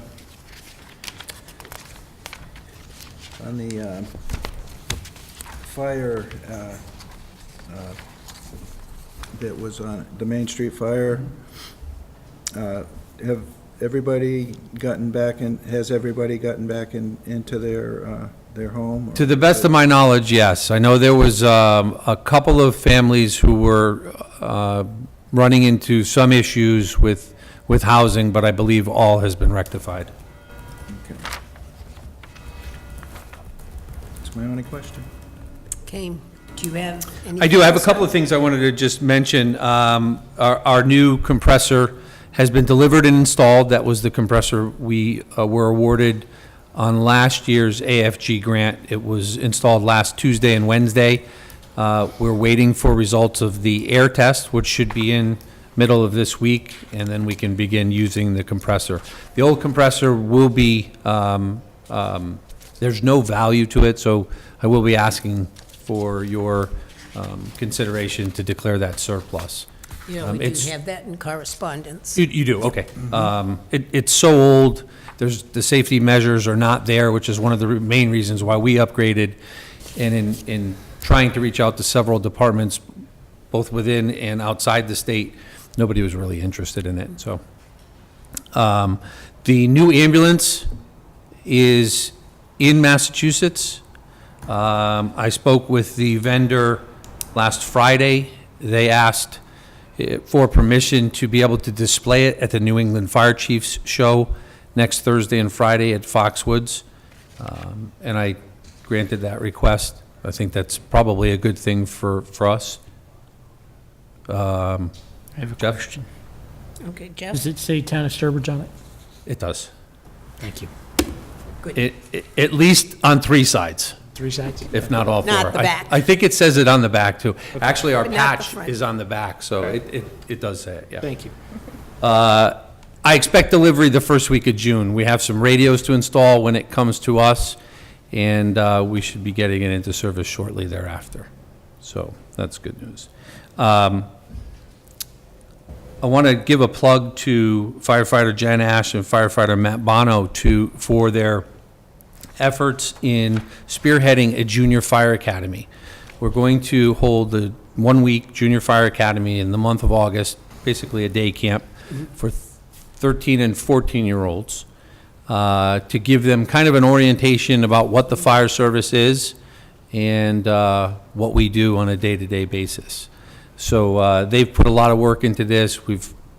I pirated the police chief's liability waiver so that we could be covered as far as liability is concerned. And we've gotten some great feedback on just the initial word-of-mouth publication. So I don't have the exact week in March, in August. I think it's the second week of August, but it will be up on the website as soon What as age group is this for? 13, 14-year-olds. Yeah, it's a good idea. So the last thing I'd like to do is just a public service announcement with the temperatures rising. Temperatures in cars, when the temperature is 80 to 100 degrees outside, inside the cars could be 130 to 172 degrees. So please don't leave your children or your pets, even if they have water and the windows are open, please don't leave them in the car unattended. That's all I have. Okay. Anybody have anything else for the chief? Yeah, when you do the junior fire academy and so forth, in the August monthly report, if you could, list some of the participants and all that Absolutely. stuff. and Yes. So we can acknowledge. Sure. I know there's a plan to do a ceremony the last day. As soon as I have the details, I'll pass those on. Okay, thank you. See you at the parade. Okay. I won't. Okay, next we have our building inspector, zoning officer, Mr. Burlingame. Good evening, Nelson. Good evening to the board. Earlier, you would have got in your packet the building inspection monthly reports. One is for March, one is for April. I'm not going to go through all of it, but I mean, it's got detail as far as how many permits, how many gas, plumbing, electrical, building. March, there was like 60 buildings, and then April, the building permits, you can see they went up to 89. I expect them to go up even more as the summer comes along. Also in your packet, I always put another section in and explain certain things, certain, commercial projects and different things that I feel would be interested to the people listening to this broadcast and to you people as selectmen. On their ongoing commercial projects, some of the bigger ones is Fire Chief had talked about the fire at that 1728 house. At the present, what it is the fire started downstairs. If you looked at the front of the building, there's a hallway to the front, and where the fire itself started, they're ripping that apartment apart. The one next door, they're ripping apart. There was 3 across the alleyway, and they really got heavy smoke damaged, so they had to be cleaned. So those 5 are are the ones where the people aren't in. The rest of the building, they're in the building. There's like 40 apartments, so I'm going to say 35 out of 40 of the people are back in the building. to answer that. Edwards Gas, Mary Darling had asked that I'm just last going to time. ask again about it. Okay. Gene and I, we're really trying to stay on top of it. Eddie came in today, but he's going to come in again tomorrow because Gene had stepped out for a little while. Her aunt's sick.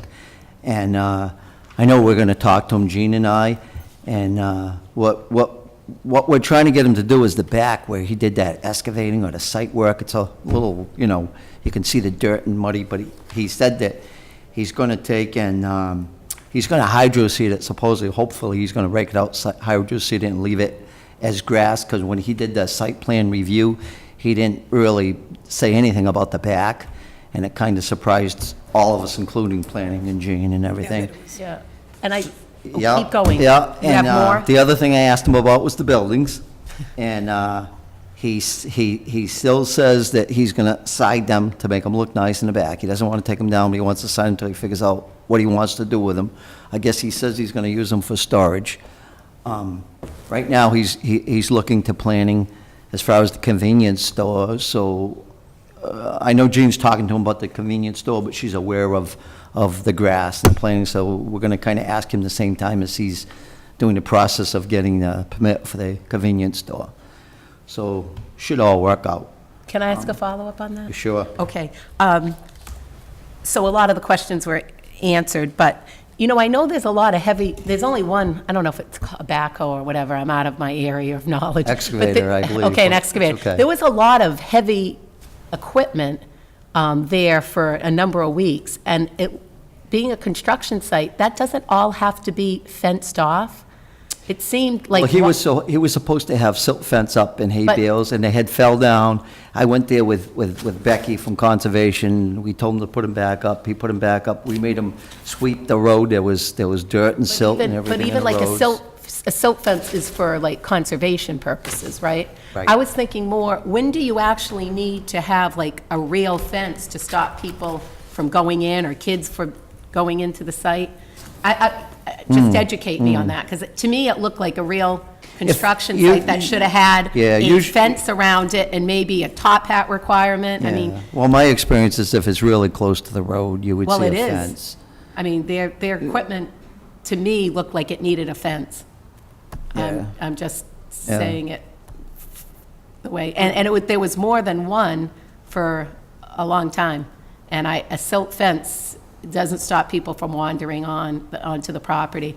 So if those, like I said, I don't know what the building code Right, said, but if right. those heavy equipment continues to stay there, I think we need to look into whether or not a fence would have been required to stop people from just meandering their way onto the property, because everything's dug up. I mean, it's... I will look it up and see if there's anything that says a distance, but from my past experience, I think it's further enough back that it wouldn't require one. I've seen a lot of other projects in town that they've had as much equipment as close and there's no fence, so I guess if I did it there, I'd have to do it everywhere. Okay. I don't know. It seemed pretty close to the road to me. So if you just look into it. Thank you for Nelson. making me aware of it, and Okay. I'll check it out. The other thing is Petro Gas, the Roy Rogers, Gaff Tech is a new construction management company. I think it's actually a good thing. They seem to be a real solid company. And they're dealing with the building right now. They've got a lot of the building tore down. They're going to rebuild the building. They're not calling it new construction, but as far as my building code is concerned, it's new construction, and they're going to have sprinklers. Everything's going to be just like it's a brand-new building. Why they called it, why they didn't rip I'm not sure, but it was a business decision. The other thing is they're addressing, there's a river and there's drainage there. It used to go right underneath the building, and that was a big problem. I know they're diverting it now, and they got new catch basins there and everything. That's really good what they're doing there. It's coming along really nice. The building, I don't know if you saw drawings of the building, you probably have. It's going to be a nice building when it's done. It's going to be real nice. Edwards Gas, Petro Gas. And the other thing that I did give a temporary occupancy for today is the escape room, which is down below Teddy G's. And they've got like 3 rooms in process. I gave the temporary permit for actually 1 room. which is it's like a bunker. It's neat, but they have, all their sprinklers up, all the alarms, all their exit signs, everything they need to be in there. The other 2 rooms is in a process. One is like a castle theme, and the other one, I'm not sure what they're gonna do there, but they're hoping to open the other ones maybe in the next month or so. And the first one is so they can bring some money in, because they did put a lot of money in the building, and they're just trying to get some back. I think I think it's a good thing for Sturbridge, to give people something to do when they come to Sturbridge and go to the restaurants and, all our other functions that we have, so. It's pretty good as far as that goes. I think basically that's, the other thing I wanted to mention is I've been asked about the parking lot in back of Teddy G's. And of course, over on Blueberry Lane, there's been problems with drainage, and I guess some silt has got down in the wetlands. I know they're working on it now. Burton Engineering is doing a plan with some type of retention area. They're engineering it now. I know Conservation's aware of it. What happened, just to give you an idea of what happened, originally when the building was signed off, that whole back of that parking lot was a gravel parking lot, so it was permeable as far as the water. And then they came in and they put that grindings in, the asphalt grindings, and they flattened it out with a roller, but no one knew it. They never got a permit, they never talked to anybody. And of course, that changed everything. And of course, this year we've had a lot of rain, so there has been problems with it, but they are working on it. It is going to get corrected. And I know a lot of people have asked, so I figured I'd explain what took Plus, place. there's always been drainage problems, even the houses on Farquhar, on the left-hand side. In back of those houses, there's always been drainage problem running down to Blueberry and across. And I do know the town, 5, 6 years ago, had done something to alleviate it. Okay. It's just, Yeah. it's a tough area. Yes. For drainage. Yes, drainage can be really tough everywhere. I mean, we have bylaws for driveways and everything else, but you still see it running down a lot. Okay. Any other questions? No, town administrator's involvement? I haven't talked to him about 7 Main yet, but there is a party that's really interested in buying it. I don't really care to say his name. I know he's approached the assessors and everything. I know he's really serious. And I think he's going to buy it, so I've been holding off a little bit, figuring why should we spend the money if he buys it. And I have talked to the possible person buying it, explained to him it has to be ripped down and everything. He seems to be really agreeable with it, but nothing's for sure until it's done. But that is on that one. The other one I do want to talk to him about is lead mine, the trailer. I have a question. Mary? That other one that you said there is an interested buyer, has if you know, has it got to the point where an offer has been made? I don't or- think they do, but I think they're close, but I know he's doing his homework, because I know he's talked to asbestos companies, demolition companies. He's asked me a ton of questions of what he can and can't do there, different things like that. I know he's asked about the state road, cop details, so I mean, he's very serious, so. So maybe you can. I'm hoping he buys it, yeah. No, I'm just saying that maybe next you can inquire of him if he's. Yes, yes. When and if he's thinking of making an offer, just because you've already had communication with him, because if it isn't close, then I think we do need to Truthfully, move there's forward. actually a couple people looking at it, I know for a fact, because Well, it's a there's good another one location. too, so, you know. Okay, Nelson, just a point of clarification so people at home don't get Okay. confused. When you mentioned about the permits for residential being 83, people may take that as building 83 houses, but it's not. It's just It's, you know, if renovations, you do yes. put new windows in or re-roof or something. Roofs, yes, siding, It's all permits. you're correct. Because, Yeah. well, Okay, people good hear point. that, Yeah, and yeah. we'll be hearing it through the grapevine that we're Okay. getting that many new houses. So actually, there were 2 new home building permits issued in April, April, none in March. Right? Yeah, but we have the report to look at. Yeah. The 83 residential permits. Yeah, he did mention that, and Yeah, that could stir up a little bit of Yes, attention. trust and- me. yeah. Okay. But only 2 building permits for for You know what it is, any you see the reports, and I'm thinking maybe they see them, but I shouldn't be thinking No, that, I no, guess. no. and- For new construction, only two. Yeah. I also have, does anybody else have a question or a comment?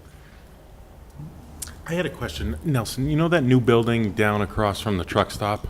I see him ripping the sidewalks out down there. Was that a code violation, or that just a, I don't know, maybe, I don't know. next to Yeah, Cornerstone 198 Bank? there, yeah, I see yeah. him ripping all the sidewalks. I was just curious if it was, Yeah. Maybe something happened as far as the cement, I'm not sure. I will find out, though. oh, just curious. Okay. There was an auction too at the truck stop. Oh, Nelson, this time of year, maybe some Saturday you could, or Sunday, take a drive through town. The signs up. Yes, It's yeah, atrocious. yeah, They're not even yeah. residents in town putting their signs Yes, up. there was a On a lot of, map. I agree. That was a fundraiser, but that was a fundraiser for a school that's not even in town. Because Another town. I was on vacation last week, but I went to Brimfield because my son lives in Brimfield. I did Oh, some yeah, work for him. flea And market I, thing. my thoughts exactly. I saw them all over. I said, wow. Yeah, yeah. Also, the other thing. The win- Friday nights, they put them up a lot Oh, too, yeah. if you notice. Windows. Yep, Windows cannot be covered more than 25%. yep, okay. Now, McDonald's and the gas station next to Teddy G's, they have a lot of windows in Okay. front. It's a window wall, but it's not one window. And just about every window, except for that much, is covered. And it's really not supposed to. Now, I know Kevin Filchek and somebody else, they were going to go around looking at signs. Those, Did they ever do it? those He triangles. did, he started last week, Oh, Yeah, I But saw he's- him out taking pictures. but he's, weather and In- availability, so Yeah. he started. yeah, because this is, I mean, it's all of a sudden everything bloomed, including signs. Yes. Yeah, they call them temporary signs, but they're sandwich board signs, but they're not really temporary. No, these are But- plastered right on the window. if you- No, I'm just saying, that's what Kevin was supposed to be Oh, looking okay. at. Okay, yeah. Yeah. I'm talking about window signs, and other Yeah, people say, we yeah. can't even see in the store. I'll stop by. There's a Yeah. few stores, that Merritt's got quite a few too. and, Oh, yeah. They keep growing and they go away, just like the other signs. there, Internal for- lit. Yeah, they're at the windows, they're back at the windows, they're back at the windows, yeah, it's a Well, process. people get fined, they'll, okay, anything else? Okay, Mike? Madam Chair, I noticed that the new Panera sign is finally up, and presume they're going to be opening real soon, and I haven't asked lately, but I've been hearing that it's soon, so. it seems like that. But there was a smaller, older sign that was near it, next to it, still there. Is that sign staying, or is it coming out? I'll take a look and I'll find out just what the Yeah, status is the on original sign that they had for Holiday Inn Holiday Express. Inn Express is still There's there. also 3 slots on it for other things, but with their new one up, that's 2 freestanding signs they have, Okay. and there's only 1 allowed. Yeah, so. I will, But that's what I thought. I'll go back to the bylaw and figure out what they That's have. and they can't. my basic question Yeah, is yeah. what Mary just explained. Yeah. Whether you like the sign or not, that's Yeah, it's- Yeah. Well, what happens is they stop building, and they call them construction signs, and sometimes it's, that Hutton had some there, and Yep. you're trying to play it out and figure out when are they done, and when are they construction signs, and when are they not construction signs, and, The building came out really beautiful, the Panera building. Yeah, it I looks thought. nice inside. Very nice. Well, any word on what's going to be there besides Panera? it's still empty, the building next door. it's applied. They've had a lot of talk of different things, but then it keeps changing, so I don't think there's any definite answer at the moment. Well, the last I knew, there wasn't. I'm waiting for a bowl of soup and a salad. Would be good. Be good. go Nothing to like soup and sandwich. soup to nuts, Mike. Yeah. Exactly. Oh, yeah, we've got plenty of good places I know. like that. Well, thank you, Soup and Nuts Nelson. is really good. Have a good night. long God bless. weekend. Okay, next on the agenda, we have old business. Chase, I have no old. Mike, No old business. Mary. No. Well, no, I was just going to bring up, it doesn't have to be business. Did we start to think about it the day for the reception to welcome?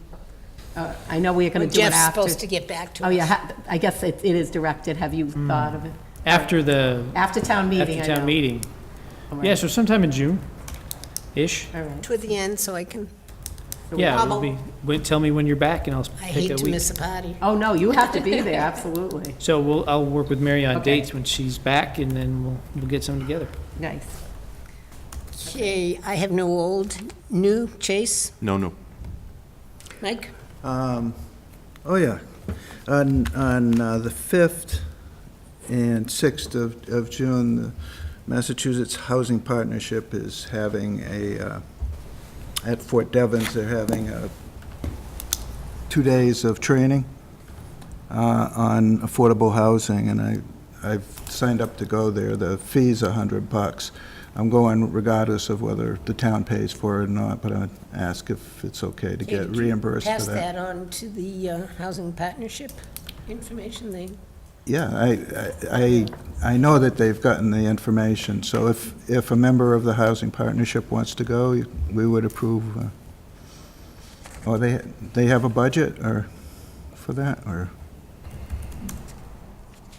I don't think they have a budget, but it can be Yeah, training. okay, training in general, okay, Mileage, people get mileage. yeah. Well, I think it's great that Mike wants to go, and I think the town should reimburse him. And, yeah, I will remind the members of the Housing Partnership that because they have until Friday to register. Today's Yeah. only. Question. To close the loop, is the board willing to reimburse Mr. Supranat for the fee? Well, I would be willing to if he's the only one going. Why don't we wait and see if Housing Partnership wants to go, because it's more in their ballpark. I'm not taking money from you, Mike. Okay. Okay, Mary, new, No. and I have no new. Correspondence, Mike? The You have a correspondence new list. role now. Oh, I got all, That Mary, makes they me, used to be your. that makes me feel better, because I've never been able to pull it out just Okay, like that. I had it right there, which is good. Board of Selectmen's Office correspondence, as of May 20th, 2019. We received correspondence from the Office of the Select Board for the town of Montague, regarding the 253 pharmacy. On May 3rd, we also received a letter from Bob Brier inviting us to the Memorial Day event and outlining the dates or the times, and the event at the old burial ground. May 7th, we received correspondence from Caregiver Patient Connection. It was a thank you letter to the board. May 7th also, we received a update of coming changes from Charter Communications. And also on May 7th, from Charter Communications, we received the 2018 Mass CTV Form 200 for financial statement, balance sheet, and also the Mass CTV Form 400, which is a statement of ownership for Charter Communications. May 7th, again, we got correspondence from 253 Pharmacy, a thank you memo to the Board of Selectmen. On May 8th, we got correspondence from Pierce Atwood LLP regarding the Northeast Energy Center LLC, notice of education, notice of section, public comment hearing. And I believe that's regarding the gas storage facility in Charlton. On May 8th, we have another correspondence from 253 Pharmacy with responses to requested clarifications from their submission. May 10th, we received a letter from Sherwin-Williams, Mackenzie Warren, a letter of recommendation to support the Herb community. On May 10th, we also received a letter from Michael Allard of Sherwin-Williams, recommended the support of the Herb Company as well. May 10th, we received a letter of recommendation in support of the Herb Company from Napoli 3 Laura LaCory, and also Jerry LaCory on May 10th sent his letter. Jerry LaCory is also from Napoli 3, recommending support of the Herb Company. And on May 10th, we received a letter from Shauna Latelia, a letter supporting the Herb Company. May 10th, we got a letter from Noah's Ark Pet Shop, Sandra Steinberg, supporting the Herb Company. And on May 15th, we've got notice of surplus equipment from the fire department, which we discussed earlier tonight. That must be the compressor and so forth. And then on May 16th, we received correspondence from the Sturbridge Conservation Commission, Riverlands property regarding Opakam Land Trust monitoring report. And that's the correspondence for May 20th, 2019. Okay, if people have not read that letter from Pierce Atwood, it shows a new preferred site for the gas thing, and it's basically on 169 in Southbridge, not as close to Sturbridge, and Here's the original. not as close to 20. Yeah. Okay. Now, the letter from the Sturbridge Fire Chief actually requests us to declare the old compressor surplus, and he requests authorization to dispose of the unit as necessary. Is there someone willing to make that motion? Just a comment. Yep. We have other departments going through a similar process, so we'll bring you a list and probably have a combined auction of the materials when we have it. But this is one where the chief said nobody wants it. So, does the board We want to can- wait, or does the board want to go with the chief's I- request?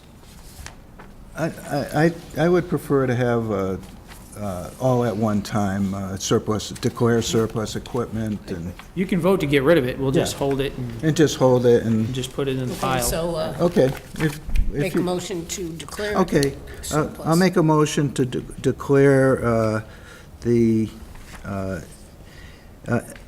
original MAKO breathing air compressor, model 9300-83, surplus equipment, and to authorize the town administrator to dispose of as such. Okay, is there a second to that? Second. Any discussion? All in favor? Okay. And then the letter from the Sturbridge Conservation Commission. They've received the 2019 monitoring reports from Opakam Land Trust.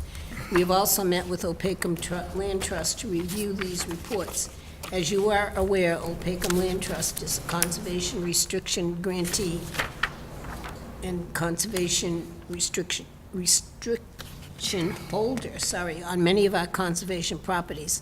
Their duties include monitoring the properties to ensure that the conservation values/interests are being upheld and there are no violations on the property. Opakam Land Trust has identified a property boundary violation on the Riverlands property. This property is in the care and custody of the Board of Selectmen. Please find their report attached. In these situations, I would recommend that a letter first be sent to the property owner requesting them to refrain from such activities and to remove/repair such damages. Please feel free to contact myself or Opakam Land Trust. And that's from Rebecca Gendro. Does the board have any questions on that? And their pictures and everything. So with the report, is there anyone willing to make a recommendation to send a letter informing them of their violations?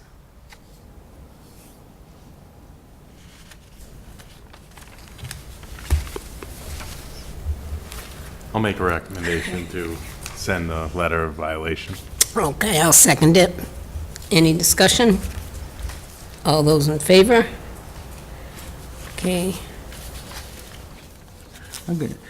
I'm gonna abstain because my name's on the site plan that they submitted. Just, you know, I don't have to abstain. no, but probably best, Yeah, it's probably best. I just, Okay, so that's I 301. don't know what to say. Is that something I prepare? Yes. Okay. Yeah, Okay. So I'll work with conservation on that. right. Get the exact terms. Okay, next, we have approval of minutes of May 6th.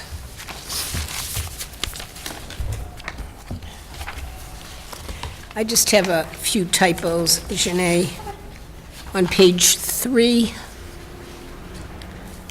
up at the top, the first paragraph, fourth line down, it had begun on the third. M. Wagner stated that are fully capitalized. It should be that they are fully capitalized. Okay. And then, this is a big one. Just down before open ATM warrants. Yep. You spelt the town administrator's name wrong.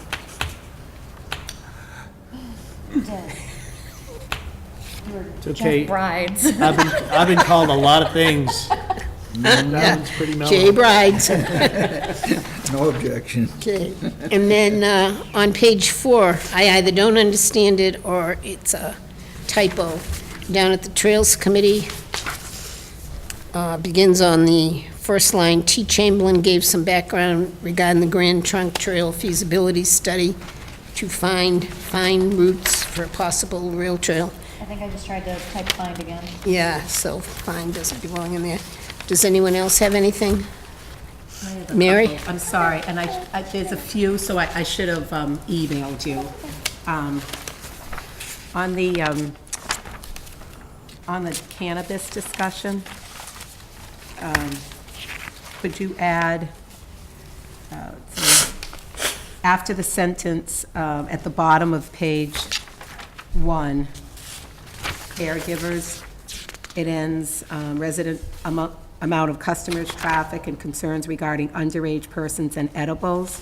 Could you add, M. Dowling inquired how many customers per day they expect to service? They indicated 500. And then add this sentence. They also agreed that they would only, they indicated that they would agree to be appointment only during the initial opening period.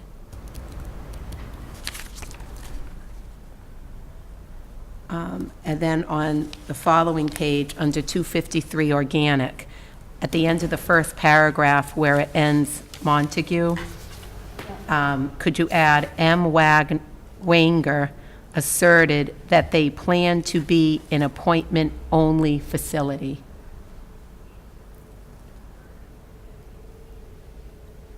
Okay, and then add the sentence, just like the other one. M. Dowling inquired how many customers per day they expect to service. They indicated 1,000.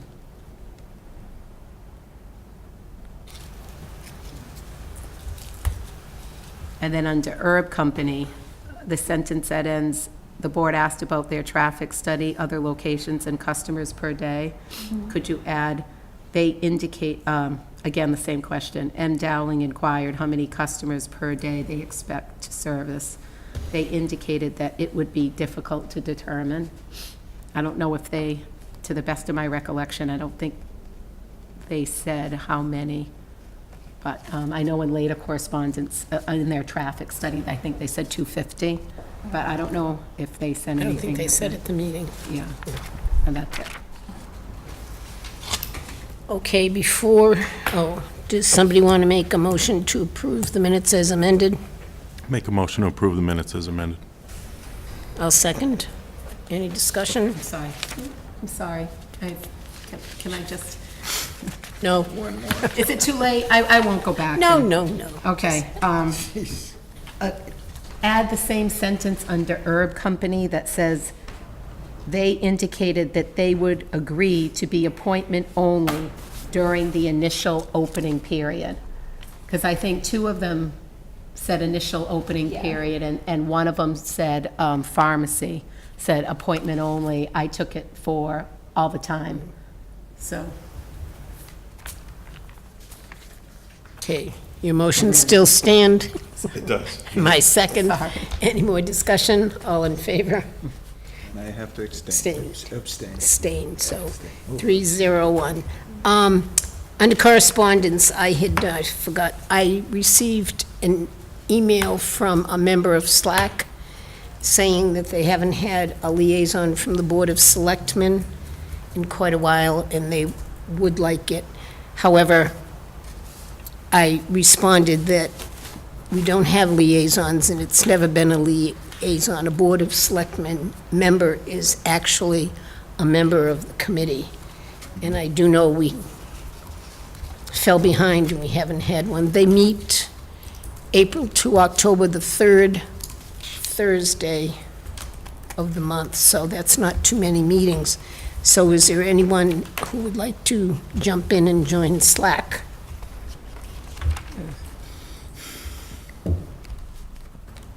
I will volunteer. How often do they meet? I will volunteer if we also have like a Backup? Can we have a backup? Yeah, they meet April to October once a month,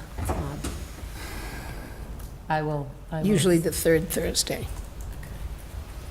I will do it, but I know I can't do it in a Oh, no, month. yeah, but There's going to be different times I can't, but I will. That happens with any committee. I will volunteer for that. Yeah, but the makeup, according to the general bylaws, is a selectman and two people from the lakes and everything. Okay, somebody want to nominate Mary? I nominate Mary Dowling to It's fine if you don't want to. be a member of Slack. Slack, yeah, Sturbridge Lake Association Committee. Okay, is there a second? I'll second it. Okay, any discussion? All in favor? Okay, sorry about that. They even wrote it in big letters. Okay, next on the agenda, we have Citizens Forum. Is there any These two citizen? gentlemen are here for that. Yes, okay. Could you please come down to the mic?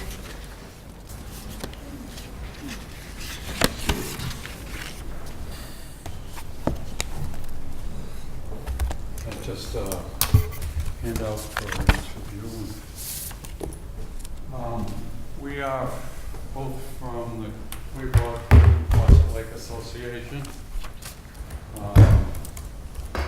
My name is Kyle Nielsen. This is Doug Bizzard. And we've come here to ask a couple of favors. QQLA would like to apply for a 319 grant from the Mass DEP to do an alum treatment in Quakenquasset Pond, or better known as South Pond, to restore the lake back to what it used to be. That lake used to be crystal clear, and now it's suffering from frequent algae blooms. And the source of the algae is recycled nutrients out of the bottom mud that just recycles, comes up, feeds the algae dies, it comes back, and it's back in the mud.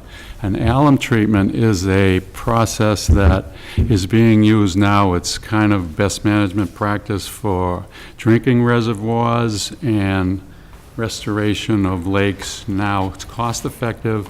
An alum treatment in the lake will probably give us better than 20 years of pretty clean water. Instantly, the day they put it in, the lake will be crystal clear, and it binds the phosphorus into the bottom mud. So it stays there, like there was a plastic bag over it, sealing it in. The 25 years over time, the sediment will start to build up. If we can work at controlling that, we'll extend that time as long as we can. We've done everything with the lake. We've worked at the Spencer Sewer Treatment Plant, getting that commitment for an upgrade. The DEP and the EPA has mandated that they upgrade that sewer treatment plant. We've done backflow preventers to prevent water from the river system from backing up into Quabog, which is high nutrient water. We've done everything we can. We've gone through, we've applied for 319 grants through the town of East Brookfield, the town of Brookfield, and now we're asking the town of Sturbridge to be the applicant. We need a municipality to be the applicant, and it's Sturbridge's turn for us. Yes. Can I jump, and I don't mean to interrupt. Oh, no, that's... Just as part of background, their association filed a petition article for this meeting. The issue is mechanical. June 3rd is the application deadline. So, Can I address that? Please. The problem with the application deadline is that when we apply for the grant, we need commitment from the money sources, and I have an outline there of what we where we're trying to get our money. And in order to get that, we need to go and have the money in pocket, in hand. Each entity has to have the money to commit. And a commitment letter has to go with the application. So we will not make this round. Right. We're shooting for 2020 June. So we're asking, first of all, Sturbridge to be the applicant. And then secondly, we're asking Sturbridge to raise the money through however town process warrants to have $55,000 we're asking of Sturbridge. To have that money if we are awarded the grant. The breakdown of the monies, it's different from each town, and we've used population of towns, the ability to pay, the population of towns, the number of residents on the lake, and and also the QQLA is going to have to come up with over $40,000 out of their meagerly little budget, and we're going to do fundraisers and have that money by next June. So we need, first of all, Sturbridge to agree to be the applicant, and then secondly, try to raise the money. Well, the thing with, I'm sure the town wouldn't mind being the applicant, but we, as a board, cannot commit money. That has to come from appropriation at town meeting. Right. And you do have a petitioned article, but there's no money amount or anything in there. So have you discussed putting in a substitute motion and explaining at town meeting so people could vote on it? Jeff? Yes, working with FinCom and working with the Lake Association, we have the information we need to do a substitute article.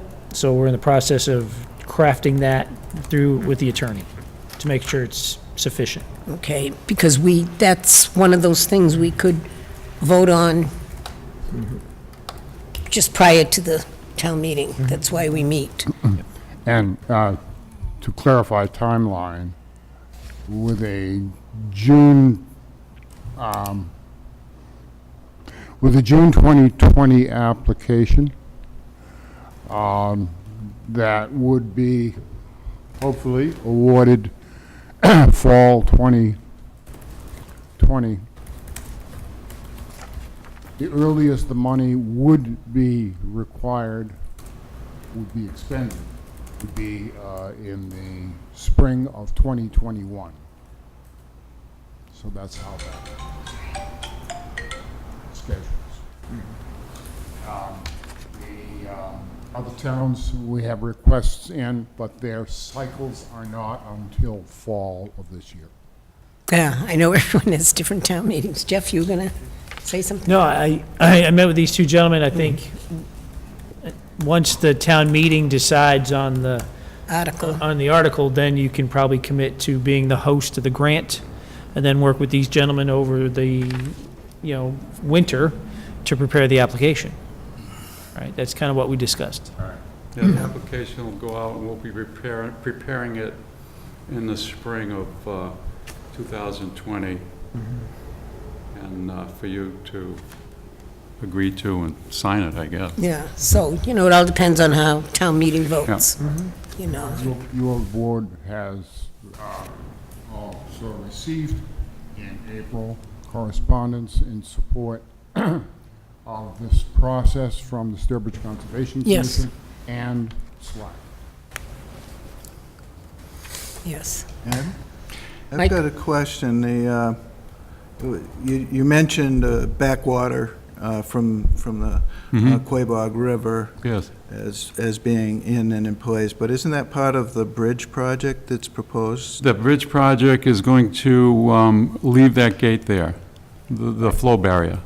Right. Okay, the flow The flow barrier is actually, I thought it wasn't working or whatever. No, it's And working. part of Yeah. the bridge project was to make it, to repair it and then replace it. the bridge is going to be repaired. The flow barrier is going to remain in place and be attached to a walkway that's going to be in front of the bridge. So Okay. it's actually going to be safer to use the flow barrier because you won't be standing in the street after that project's done.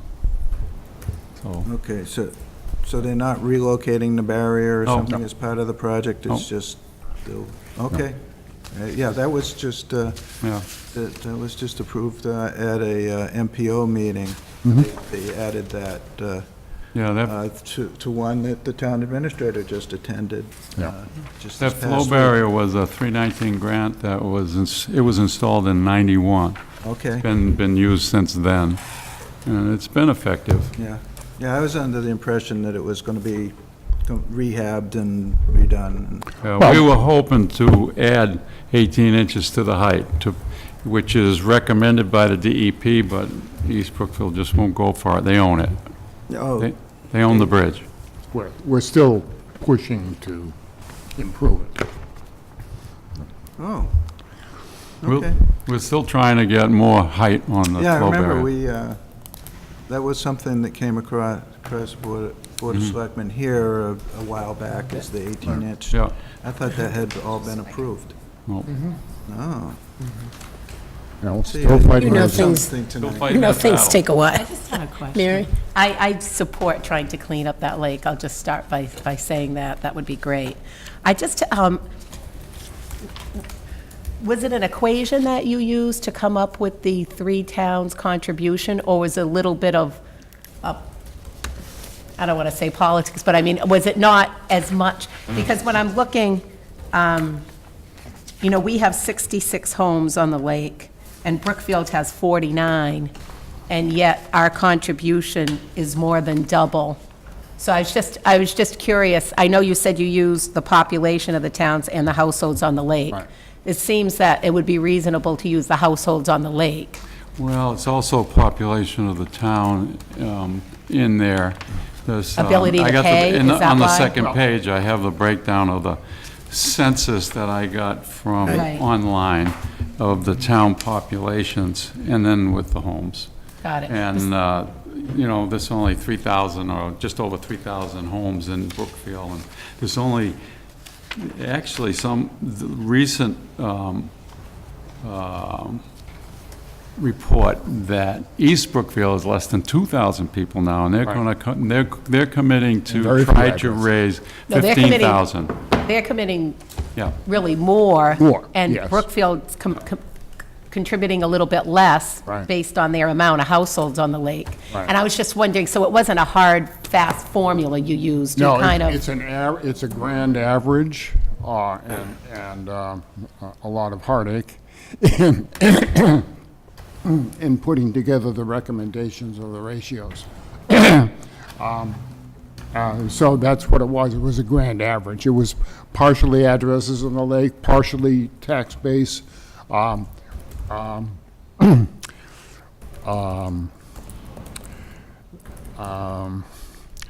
also commercialism.